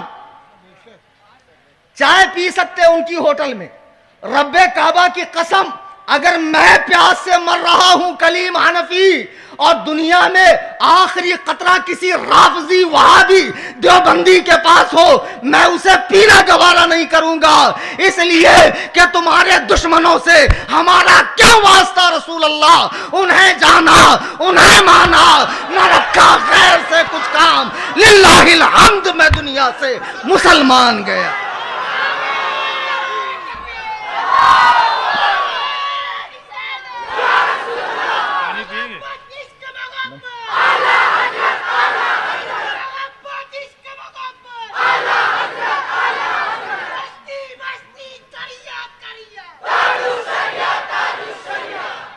عزیزان گرامی، آج ہماری صحابہ، آج رافضیوں سے چڑھنے کی وجہ کیا ہے؟ یہ بیان آن لائن بھی چل رہا ہے، آف لائن بھی ہزاروں لوگ سن رہے ہیں۔ یہ کلیم حنفی رضوی قصر ابو حنیفہ فرام کرلا ویسٹ ممبئی، پتہ دلوں میں نقش کر لو۔ رات کا اندھیرا ہو، دن کا اجالا ہو، جنگل ہو، بیابان ہو، پہاڑی ہو، کھاڑی ہو، یا میرا مکان ہو، کہیں بھی بلا لو، anytime most welcome for ٹھکائی۔ حضرات صحابہ کے مسئلے پر یہ فقیر الحمدللہ اکیلے آنے کو تیار ہے، اور تم پوری جماعت کھٹمل لے کر آ جانا، اور انشاءاللہ دنیا دیکھیں گی تم کتنے ذلیل ہو جاؤ گے۔ صحابہ کرام پہ بھوکنے والوں، ذرا صحابہ کے مرتبے کو تو سمجھو۔ اگر تم اتنے سچے عاشق اسلام ہوتے تو خدا نے تمہیں اس دور میں کیوں نہ پیدا فرمایا؟ ابو بکر و عمر کو کیوں پیدا فرمایا؟ کیونکہ حقیقت میں یہ لوگ دل سے مسلمان تھے، سرکار کے سچے وفادار تھے، اور صحابہ نے جیسی دین کی خدمت کی ہے آج اس کا کروڑواں حصہ بھی ہم نہیں کر سکتے ہیں۔ شیعوں کی کتاب ہے ملا باقر مجلسی کی، نوٹ کر لو، آن لائن کتاب ہے، فارسی زبان میں اویلیبل ہے، گوگل پہ آپ دیکھ سکتے ہیں۔ جو لوگ گوگل کے مقلد ہیں وہ گوگل پہ دیکھ لیں۔ حق الیقین کے صفحہ نمبر 362 پر ہے کہ جب امام مہدی آئیں گے، کون سے والے؟ ان کے والے، ہمارے والے پیدا ہونا باقی ہے۔ ان کے والے کسی غار میں چھپ کر بیٹھے ہیں، سنیوں کے ڈر سے ابھی تک آتے ہی نہیں ہیں۔ جب امام مہدی آئیں گے تو ابو بکر و عمر کو زندہ کریں گے، زندہ، اور وہ اسی پرانی حالت پر قبر سے اٹھیں گے، تر و تازہ۔ امام مہدی کہیں گے کہ ان کے بدن سے کفن اتار دو، ابو بکر و عمر کے معاذ اللہ، اور انہیں کفن اتار کر ننگا کیا جائے گا۔ پھر امام مہدی فرمائیں گے کہ ابتدائے عالم سے اخیر دنیا تک، یعنی دنیا میں پہلے انسان نے جو گناہ کیا تھا اور دنیا کے آخری انسان تک جو کفر ہوا، شرک ہوا، ظلم ہوا، فسق ہوا، زنا ہوا، لوٹ، چوری، کھسوٹ، حق دبانا، جتنے گناہ ہوئے سب ابو بکر و عمر پر ڈالیں گے، اور ڈال کر کہیں گے اگر تم علی کا حق نہ مارتے تو آج یہ ذلت نہ ہوتی۔ پھر انہیں درختوں پہ چڑھایا جائے گا۔ ملا باقر مجلسی نے کتاب حق الیقین کے صفحہ 362 پر یہ بات لکھی ہے، اگر یہ غلط ہو تو جو چور کی سزا وہ کلیم حنفی کی سزا۔ آگے وہ خبیث لکھتا ہے کہ انہیں درختوں پہ چڑھایا جائے گا، اور زمین کو حکم ہوگا کہ اپنی آگ نکالے اور ابو بکر و عمر کو جلا دے، اور ہوا کو کہا جائے گا ان کی راکھ کو تمام دریاؤں کے اندر ڈال دے، اور ماتم خبیثو، تمہاری مائیں تم پر روئے جو ابو بکر و عمر دنیا میں حضور کے وزیر ہیں۔ میرے آقا فرماتے ہیں جنتی بوڑھوں کے سردار ابو بکر و عمر ہے جو رسول اللہ کے پہلو میں لیٹے ہیں، ان کے بارے میں یہ عقیدہ ہے ان کا۔ چائے پیو گے ایرانی چائے؟ نہیں، ہاتھ اٹھا کر بولو، پیو گے؟ بالکل نہیں۔ صحابہ سے محبت بھی ہے اور کھٹمل کا فائدہ بھی کرتے ہو، پھوٹی کوڑی کا فائدہ نہیں۔ چاہے بمبئی کے کھٹمل ہو، چاہے وہاں کے ہو۔ اجمیر شریف کے نیا فرمان نکالا، نعرہ نہیں لگے گا، نہیں بتایا کون کون سا نعرہ نہیں لگے گا، فلاں فلاں ہی سلام پڑھا جائے گا، مصطفیٰ جان رحمت نہیں پڑھا جائے گا۔ مصطفیٰ جان رحمت پڑھنا تمہیں نصیب بھی کہاں ہوگا۔ سرکار کی مکمل سیرت طیبہ نظم میں اعلیٰ حضرت نے بیان فرمایا، ہر شعر یا تو آیت قرآنی کا معنی مفہوم ہے یا نبی کریم کی حدیث کی تشریح۔ تمہیں پڑھنا بھی تو آنا چاہیے، گھامڑو، اردو تو پڑھنی آتی نہیں ہے۔ ہم دعا کریں گا سرفریٹ دا گریٹ انٹرنیشنل پگلے اعظم عالم اسلام، نیا فرمان آیا نعرے نہیں لگیں گے. میں تم سے پوچھتا ہوں ایک دن سامنے بیٹھ کے ہمیں بتاؤ یہ نعروں سے تمہیں چڑ کیا ہے؟ قوم کو کھلم کھلا بتا دو کہ ہم ایران کے لقمہ تر پہ پلتے ہیں, ایران کے زر خرید ہیں ہم لوگ, ایران کی لگامیں ہمارے منہ میں ہے اور شیعوں کی بھیک پر ہمارا کام چل رہا ہے. بے وقوفو, ایک مقدس بارگاہ میں بیٹھ کر رافضیت کو پھیلا رہے ہو اور آج اکثر خواہ مخواہوں سے رافضیت پھیل رہی ہے. اور ایک سے ایک پیر صاحب بمبئی میں, اور زیادہ ہی پیر صاحب دیکھنا ہے تو ساؤتھ انڈیا چلے جا. ایک صاحب بولے ہمارے پیر بڑے با کرامت. میں نے کہا کیا کرامت دکھائے؟ بولے ایک ہی بیٹھک میں 20 کلو گانجا پی گئے. واہ ماشاءاللہ. پڑی ہے سب اجڑی ہوئی خانقاہیں, وہ درویش و سلطان کی امید گاہیں, فرشتوں کی پڑتی تھی جن پر نگاہیں. کہاں ہے وہ جذب الہی کے پھندے, کہاں ہے وہ اللہ کے پاک بندے. وہ خانقاہیں جہاں سے دین و سنیت کا کام ہوا ہے, آج یہ عقابوں کے نشیمن پر یہ زاغ بیٹھے ہوئے ہیں کوے, اور وہاں سے شیعت کو فروغ دے رہے ہیں. میں آپ کو بارگاہوں میں جانے سے نہیں روک رہا ہوں, پیروں سے ملنے سے نہیں روک رہا ہوں, لیکن جب بھی کسی پیر سے ملو تو اس سے پوچھو دمادم مست قلندر, اور اگر بولے علی کا ہاں تو ختم, معاملہ اس کا پورا خراب ہے. اگر بولے ابو بکر کا پہلا نمبر, اس سے پوچھو امیر معاویہ, سفیان اور تمام صحابہ کرام کے بارے میں. اگر اس کا دل صاف ہو تو ضرور اس کی زیارت کیجئے, اس سے فیض حاصل کیجئے, اس میں کوئی مذائقہ نہیں ہے. میرے بزرگوں اور دوستوں, یہ پیران کرام کہے جانے والے لوگ حضرات صحابہ پہ بھونک رہے ہیں. دیکھو میرے آقا فرماتے ہیں اللہ اللہ فی اصحابی لا تتخذوہم غردم بعدی. اللہ کے لیے میرے صحابہ کے معاملے میں اللہ سے ڈرو, میرے صحابہ کے معاملے میں اللہ سے ڈرو. لا تتخذوہم غرضم بعدی, میرے دنیا سے جانے کے بعد انہیں تنقید کا نشانہ نہ بناؤ. فمن احبہم فبحبی احبہم, جو مجھ سے محبت رکھتا ہے وہی صحابہ سے محبت رکھے گا. آسان ترجمہ کر رہا ہوں, یعنی میرے سبب ہی صحابہ سے محبت ہوگی. وَمَنْ أَبْغَضَهُمْ فَبِبُغْضِي أَبْغَضَهُمْ, اور جو مجھ سے بغض رکھتا ہے وہی صحابہ سے بغض رکھے گا. دیکھو سرکار نے صاف فرما دیا کہ صحابہ کی دشمنی جن کے دلوں میں ہے, در حقیقت ان کے دلوں میں سرکار کی دشمنی ہے. ورنہ صحابہ سے چڑھنے کی بات کیا ہے؟ حق نہیں دیا, حق نہیں دیا. آج شیعوں کی بولی بول رہے ہو. یہ شیعہ جن کے مذہب میں تقیہ کرنا, جھوٹ بولنا ثواب ہے, اور اتنا بے شرم مذہب روئے زمین پر شاید کوئی ہو جو یہودیوں کے نطفے سے بنا ہوا ہے. تمہیں شیعوں کی تاریخ کیا معلوم ہے؟ آج شیعوں کے ساتھ اسٹیج شیئر کر رہے ہو, دعوتیں اڑا رہے ہو, اور اہل سنت و جماعت مسلک اعلیٰ حضرت کے ماننے والوں کو شدتی کہا جاتا ہے, سخت کہا جاتا ہے. بے وقوفو, ہم تمہارا بھلا چاہتے ہیں, اس لیے تمہیں بری صحبت سے بچانے کی کوشش کر رہے ہیں. میرے آقا فرماتے ہیں جس کے دل میں میرا بغض ہوگا وہی صحابہ سے بغض رکھے گا. پھر میرے آقا فرماتے ہیں وَمَنْ آذَاهُمْ فَقَدْ آذَانِي, جس نے صحابہ کو تکلیف دی اس نے مجھے تکلیف دی.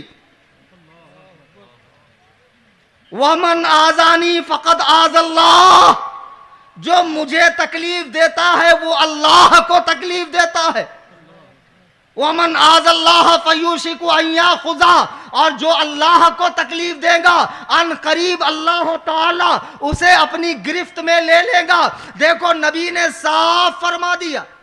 لیکن آپ کو ایک بات میں بتاؤں کہ شیعہ مذہب میں ویسے تو صحابہ کی تعداد لگ بھگ 1,24,000 کچھ ہے. جب حضور نے 40 سال کی عمر میں جبل فاران سے نبوت کا اعلان کیا اور جو لوگ داخل اسلام ہوتے گئے وہ صحابی بنتے گئے. بہت سے صحابہ جنگوں میں شہید ہوئے, طبعی موت مر گئے, سرکار کے سامنے فوت ہو گئے, دنیا سے تشریف لے گئے. اور آخر میں جب اسلام پھلا پھولا اور میرے آقا ہجری 11 میں دنیا سے دار بقا کی طرف کوچ کرنے لگے تو اس وقت دنیا میں کل بڑے بوڑھے جتنے صحابہ تھے وہ 1,24,000 کچھ تھے، 1,14,000 کی بھی تعداد ہے کتابوں میں. لیکن آپ کو حیرت ہوگی شیعوں کے نزدیک صحابی صرف 3 ہیں، صرف 3. ان کے بہت بڑے عالم یعقوب کلینی نے اپنی کتاب الکافی، جو قرآن کے بعد نہج البلاغہ اور الکافی، یہ 2 کتابیں ان کے یہاں بڑی معتبر ہیں. اس میں لکھا ہے کہ نبی کریم کے دنیا سے جانے کے بعد تمام صحابہ زمانہ جاہلیت کی طرف لوٹ گئے، یعنی پہلے مذہب پر چلے گئے، اور صرف 3 صحابہ بچے، ایک سلمان فارسی، ایک ابو ذر غفاری اور ایک مقداد بن اسود. ان کے علاوہ سارے صحابہ چلے گئے، دین سے پھر گئے. اب مجھے بتاؤ، جو کسی مسلمان کو بلا وجہ شرعی، بلا دلیل شرعی کافر کہے اور وہ کافر نہ ہو تو کہنے والا کیا ہوگا؟ پکی بات نا؟ ہاں، کوئی شک نہیں. ماشاءاللہ علماء کی صحبت میں رہنے سے اتنے تو ٹرینڈ ہو گیا. تو جو حضرات صحابہ میں 1,24,000 کم و بیش صحابہ کو کافر کہے، وہ کتنی بار کافر ہوا؟ اتنی بار کافر ہوا. اور پھر حضرت علی کو انبیاء سے افضل بتا کر جو غیر نبی کو نبی سے افضل کہے وہ بالاجماع کافر ہے. تو 1,24,000 کم و بیش انبیاء بھی ہیں. شیعہ پھر اتنی مرتبہ کافر. ابو بکر و عمر کو مسلمان ماننے والوں کے بارے میں ملا باقر مجلسی لکھتا ہے کہ امام زین العابدین سے ان کے غلام نے پوچھا کہ ابو بکر و عمر کے بارے میں ہمیں کیا خیال کرنا چاہیے. تو امام زین العابدین نے فرمایا کہ یہ دونوں پکے کافر تھے، جو ان کے کفر میں شک کرے وہ بھی کافر. تو 1400 سالوں میں کروڑوں مسلمان ابو بکر و عمر پر جان دینے والے ہوئے، اب بھی یہاں موجود ہیں اور وقت آنے پر دیں گے بھی اور قیامت تک ہوں گے. تو شیعوں کے نزدیک یہ سارے مسلمان کیا ہیں؟ ارے کاہے ڈر رہے؟ ان کی کتاب میں لکھا ہے بھائی، ان کی کتاب میں لکھا ہے کافر. تو بتاؤ ان سارے کروڑ مسلمانوں کو کافر کہہ کے شیعہ کتنی بار کافر ہوئے؟ خبردار خبردار، ان کافروں کے جلوسوں میں نہ جانا. ان کا جو منحوس تبرک ہوتا ہے وہ بھی نجس ہے، اسے بھی کھانا حرام. ان کے جلوس کو دیکھنے جانا تماشائی کی حیثیت سے وہ بھی حرام. اور ان کے کسی بھی طرح کی تقریب میں یا ایونٹ میں جانا یا ان کی ہاں میں ہاں ملانا حرام، سخت حرام ہے. جن کے نزدیک سارے صحابہ دین سے پھر گئے، میں ان شیعوں سے ایک سوال کرنا چاہتا ہوں. میرے سوال کو اچھے سے مائنڈ میں بٹھا لیں، آپ بھی کریں. مجھے بتائیں، جب اللہ کو معلوم تھا کہ نبی کے دنیا سے جانے کے بعد یہ صحابہ دین سے پھر جائیں گے، یہ کافر ہو جائیں گے، زمانہ جاہلیت کی طرف لوٹ جائیں گے، تو اللہ نے ان صحابہ کے لیے قرآن میں رضی اللہ عنہم ورضوا عنہ کیوں کہا؟ اللہ ان سے راضی ہے، وہ اللہ سے راضی ہے. اللہ نے قرآن میں کیوں فرمایا وَكُلًّا وَعَدَ اللَّهُ الْحُسْنَى؟ اللہ نے ان سب سے جنت کا وعدہ کر لیا. نہیں سمجھے؟ آج میری رائے میرے بھانجے مفتی کلیم کے بارے میں ایک ہے، کل انگلی کریں گے رائے دوسری، کیونکہ مجھے نہیں معلوم کل کیا ہونے والا، مجھے نہیں معلوم. لیکن اللہ کا علم تو ایسا نہیں ہے. آج ناقص ہے، کل کامل ہوا، پھر اور اکمل ہوا. اس کا علم تو ہمیشہ سے ایک ہی حالت پر ہے.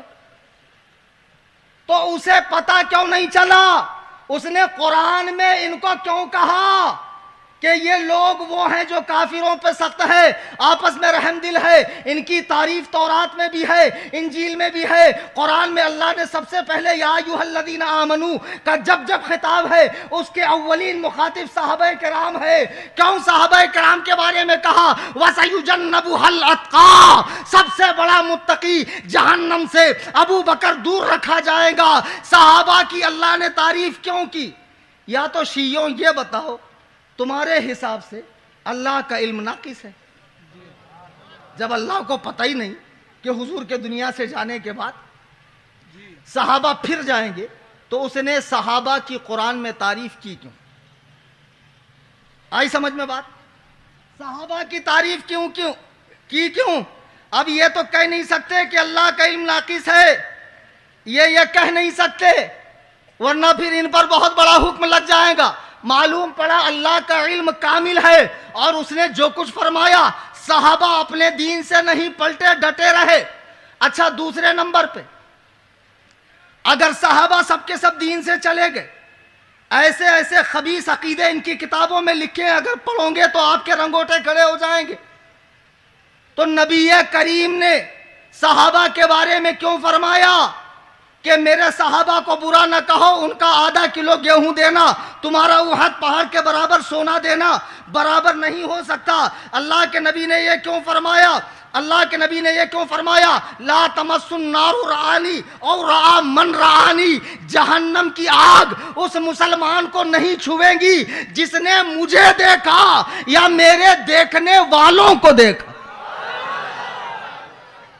اس میں کتنے طبقوں کو بشارت ہے؟ 2 طبقوں کو. لا تمس النار رعانی اور رعا من رعانی, اس مسلمان کو جہنم کی آگ نہیں چھوے گی جس نے مجھے دیکھا. صحابی کہتے کس کو ہے؟ جس نے ایمان کی حالت میں حضور کو دیکھا.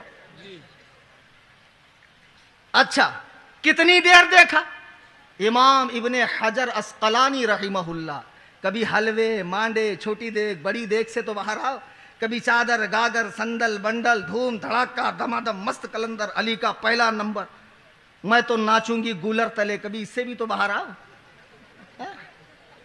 ابے شرعی زنخے آدمی ہو کے ہجڑا بنا جا رہی ہے کم بخت, میں تو خواجہ کی دیوانی اپن تو جارے لا. ایسے لوگوں کے لیے ہمارے ماموں ہی بہت ہے, حدیث میں آئلہ. ایسے لوگوں کو ہمارے ماموں جانی نپٹ لیتے. بہرحال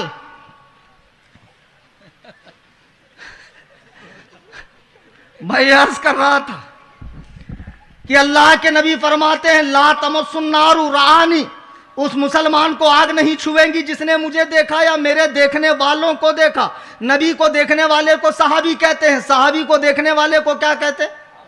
تابعی. سنیوں بریلویوں خوش ہو جاؤ, ہم جس امام کی تقلید کا پٹا گلے میں ڈالے ہیں امام اعظم ابو حنیفہ, اس نے اپنے ماتھے کی آنکھوں سے 1 2 نہیں 70 صحابہ کی زیارت کی. 70 صحابہ کو امام اعظم ابو حنیفہ نے دیکھا. اب کل کو کسی گوگل کے مقلد غیر مقلد گیئر مقلد, میں بولتا ہوں گیئر مقلد, ان کا گیئر جو ہے ریورس والا ہے, اس کی باسی کڑی میں ابال آ جائے تو وہ بھی موسٹ ویلکم آ سکتا ہے میرے گھر پہ. ابھی مفتی صاحب نے بتایا نا, جو فون پہ ذلیل ہو جاتا ہے, جو سامنے آئے وہ سامنے ذلیل ہو جاتا ہے. اور مولانا رفیق صاحب نے فقرہ چڑھا دیا, جو پولیس اسٹیشن میں ملے وہ بھی ذلیل ہو جاتا ہے. آپ نہیں سمجھو گے کیونکہ معلوم ہی نہیں واقعہ کیا ہے, پس منظر کیا ہے. جی بہرحال میں عرض یہ کر رہا تھا کہ جب آقا نے فرمایا کہ اس کو آگ نہ چھویں گی جس نے مجھے دیکھا میرے دیکھنے والوں کو دیکھا, یعنی یہ حدیث تمام صحابہ کے بارے میں ہے کہ نہیں ہے؟ اس کے عموم سے کوئی صحابی باہر نہیں ہے, سارے صحابہ اس کے عموم میں داخل ہے. جب میرے آقا نے سارے صحابہ کے بارے میں کہہ دیا کہ انہیں دوزخ کی آگ نہیں چھویں گی, تو تمہارا کیسا عقیدہ ہے کہ امام مہدی انہیں درختوں پہ چڑھا کے جلا دیں گے؟ اور یہی خبیث لکھتا ہے جہنم کے دروازوں میں سے ایک میں سے قارون, نمرود, حامان, شداد اور ابو بکر و عمر جائیں گے. ارے خبیثو, اپنے عقیدے کی اصلاح کر لو. درود پاک پڑھیں. اللہم صلی اللہ سیدنا امیر معاویہ. یہ بھونکتے بھونکتے آج کل جو لڑکے مولائی بن رہے اہل بیت کی محبت میں, نماز روزے سے تو کچھ لینا دینا نہیں ہے, کڑے وڑے پہن لیے, لاکٹ واکٹ لٹکا لیے, آڑے تیڑے بال رکھ لیے, چلے گئے اجمیر شریف, 2.5 دن کے جھوپڑے پہ خوب سٹا مار لیے, آنکھیں لال ہو گئی, معرفت کا نشہ چڑھ گیا, ختم, شریعت وریعت سب ختم, معاذ اللہ رب العالمین, دماغ خراب ہو گئے. اب پھر یہ بچوں کے ذہن میں ڈالا جاتا, دیکھو مولا علی سے انہوں نے جنگ کی, انہوں نے جنگ کی, فلانے نے جنگ کی, اور یہ ایسے ہو گئے ویسے ہو گئے. اب یہ لڑکا جس کو ٹھیک سے استنجا کا ڈھیلا لینا نہ آتا ہو, موسم گرما اور موسم سرما میں کتنے ڈھیلے لیے جاتے ہو, جس بیچارے کو یہ نہ پتا ہو, سورۃ الفاتحہ پڑھنی نہ آتی ہو, یہ بھی بائک پہ کھڑے رہ کے پان ٹپری پہ ادھر ادھر صحابہ کے بارے میں باتیں کر رہا ہے. اللہ اکبر کبیر. جب میرے آقا نے فرما دیا لا تسبوا اصحابی، میرے صحابہ کو برا نہ کہو، تو مسلمان کا کام تھا اللہ و رسول کی چپ چاپ اطاعت کرنا، صحابہ کے بارے میں زبان کو بند رکھنا۔ امیر معاویہ کے بارے میں کہہ رہے ہیں، خدا کی قسم جس امیر معاویہ نے حضرت علی سے جنگ کی، تو علی کا روئے زمین پر حسن سے بڑھ کر ہمدرد کون ہو سکتا ہے؟ جو ایک بیٹا ہی اپنے باپ کا سب سے بڑا ہمدرد ہو سکتا۔ مجھے بتاؤ یہ تمہاری کتابوں میں ہے یا نہیں، یہ کھلی ہوئی تاریخ ہے یا نہیں؟ حضرت علی کے دنیا سے جانے کے بعد امام حسن نے 6 ماہ خلافت کا فریضہ انجام دینے کے بعد خلافت کس کو دی؟ ارے بولو بھائی، حضرت امیر معاویہ۔ حضرت امیر معاویہ کے اسلام پر بکواس کرنے والوں، اس کے پہلے صفین اور جمل اور نہروان ہو چکی تھی، اس کے پہلے علی اور معاویہ آمنے سامنے تلوار لے کر آ چکے تھے، لیکن امام حسن نے صلح کر کے بتا دیا کہ وہ جنگ تو رافضیوں اور خارجیوں کی لگائی ہوئی تھی، صحابہ کے دل تو پاک تھے۔ آج امیر معاویہ کے بارے میں باتیں کرتے ہو، امیر معاویہ نے کب اسلام قبول کیا ہے؟ تم تاریخ لے کر آتے ہو، فتح مکہ کے بعد ڈر کے اسلام قبول کیا ہے، تیری تاریخ تیرے پاس رکھ سن۔ حضرت امیر معاویہ ہجری 6 میں اسلام قبول کرتے ہیں اور 5 سال تک بارگاہ رسالت میں موجود رہے، حضور پر اترنے والی وحی کو لکھتے رہے، کاتب وحی رہے۔ اللہ کے نبی نے جو بادشاہوں کو خطوط لکھے ہیں ان میں سے کئی خط امیر معاویہ کے ذریعے لکھوائے ہیں۔ مجھے بتاؤ، جو آنکھ ایک لمحے کے لیے عبداللہ کے لال کو، آمنہ کے در یتیم کو، تاجدار ختم نبوت کو دیکھ لے، میرے آقا اعلیٰ حضرت فرماتے ہیں خدا کس پیار سے انہیں دیکھتا ہے جو آنکھیں ہیں محو لقائے محمد، جو آنکھیں ہیں محو لقائے محمد۔ امیر معاویہ نے 5 سال رخ والضحیٰ کو دیکھا ہے، زلف واللیل کو دیکھا ہے، مصطفیٰ کریم کی اقتداء میں نماز پڑھی ہے۔ بھونکنے والوں ہوش کے ناخن لو، کہتے ہیں سارے صحابہ پھر گئے، تو نبی کو کیوں نہیں معلوم پڑا کہ میرے صحابہ پھر جائیں گے؟ کیوں ان کے بارے میں اتنی تعریفیں کی نا بھائی؟ مناظرے میں آؤ، میں آپ کی کتابوں سے دکھاتا ہوں، یہ تو تقریر ہے نا۔ جب سامنے آؤں گے بیٹھوں گے تو میں آپ کے کتب سے حضرت ابو بکر و عمر و عثمان کی فضیلت دکھاتا ہوں۔ تو اس کا مطلب تمہارے حساب سے اللہ کے نبی کو بھی علم غیب نہیں، حضرت علی کو سب سے بڑا عالم مانتے ہو۔ مجھے بتاؤ، اگر حضرت علی کا ان لوگوں نے حق مارا اور یہ غلط تھے، اسلام سے پھر گئے، تو حضرت علی نے 25 سال تک ان لوگوں کے اقتداء میں نماز پڑھی کیوں؟ ارے بھائی 4تھی مرتبہ حضرت علی کا نمبر آیا نا، پہلے ابو بکر، پھر عمر، پھر عثمان، 10 سال حضرت عمر، 12 سال حضرت عثمان، 2 سال 2.5 سال حضرت ابو بکر صدیق، 25 سال تک حضرت علی۔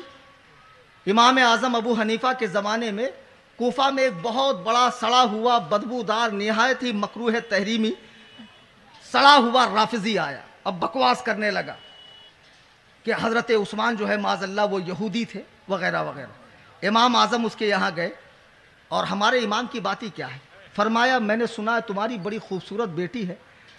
اب جب اس نے دیکھا مسلمانوں کا اتنا بڑا امام آیا ہے، باوجود شیعہ ہونے کے دری وغیرہ بچھائی کا حضور بیٹھی ہے، حضرت نے فرمایا میں نے سنا تمہاری بڑی خوبصورت بھی بیٹی ہے۔ کہا جی حضور۔ تو حضرت نے فرمایا میرے پاس بڑا اچھا رشتہ ہے، لڑکا بہت مالدار ہے، بہت پیسے والا ہے، بہت خوبصورت ہے، جہو و حشم والا ہے، صاحب اقتدار ہے۔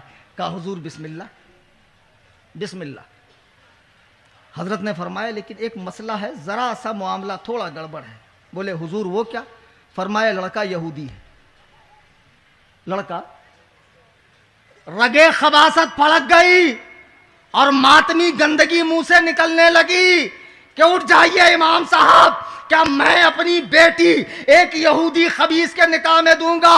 امام اعظم فرماتے ہیں او بدبخت، جب تو اپنی ایک بیٹی کسی یہودی کے نکاح میں نہیں دے سکتا تو اللہ کے نبی اپنی 2 بیٹیاں عثمان کے نکاح میں کیسے دیں گے؟ عثمان کے نکاح میں کیسے دیں گے؟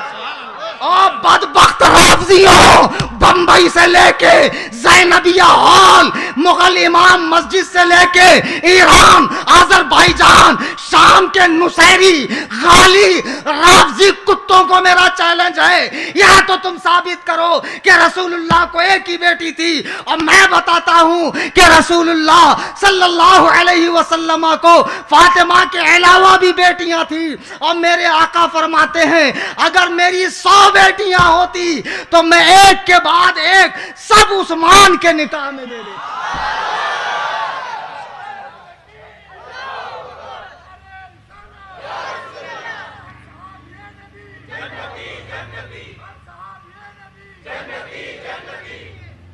اور پھر 5 منٹ ہے عزیزان گرامی، موقع تو انشاءاللہ تقریر کے بہت آتے رہیں گے اور آپ سے ملاقات بھی ہوتی رہیں گی۔ سرے دست میں تمہیں ایک ہی پیغام دینا چاہتا ہوں، جتنا نوجوان طبقہ یہاں ہے اور سن رہا، اللہ کے لیے ایمان جیسی قیمتی شے کو ہلکا مت سمجھو۔ ایک چائے کی پیالی پہ، تھوڑی سی مٹھائی پہ، چند سکوں پر یار ایسے اللہ کے بندو ایسا مت کرو۔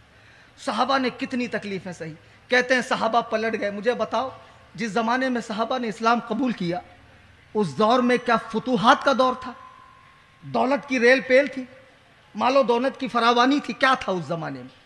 یہاں تک کہ حضور کے پشت انور پر نماز کی حالت میں اوجڑی ڈالی جاتی تھی، نبی کو اپنا شہر چھوڑنا پڑا، 3 سال تک شعب ابی طالب میں حضور اور آپ کے ساتھیوں کو رہنا پڑا۔ تم کہتے ہو نبی کے جاتے ہی صحابہ پلٹ گئے۔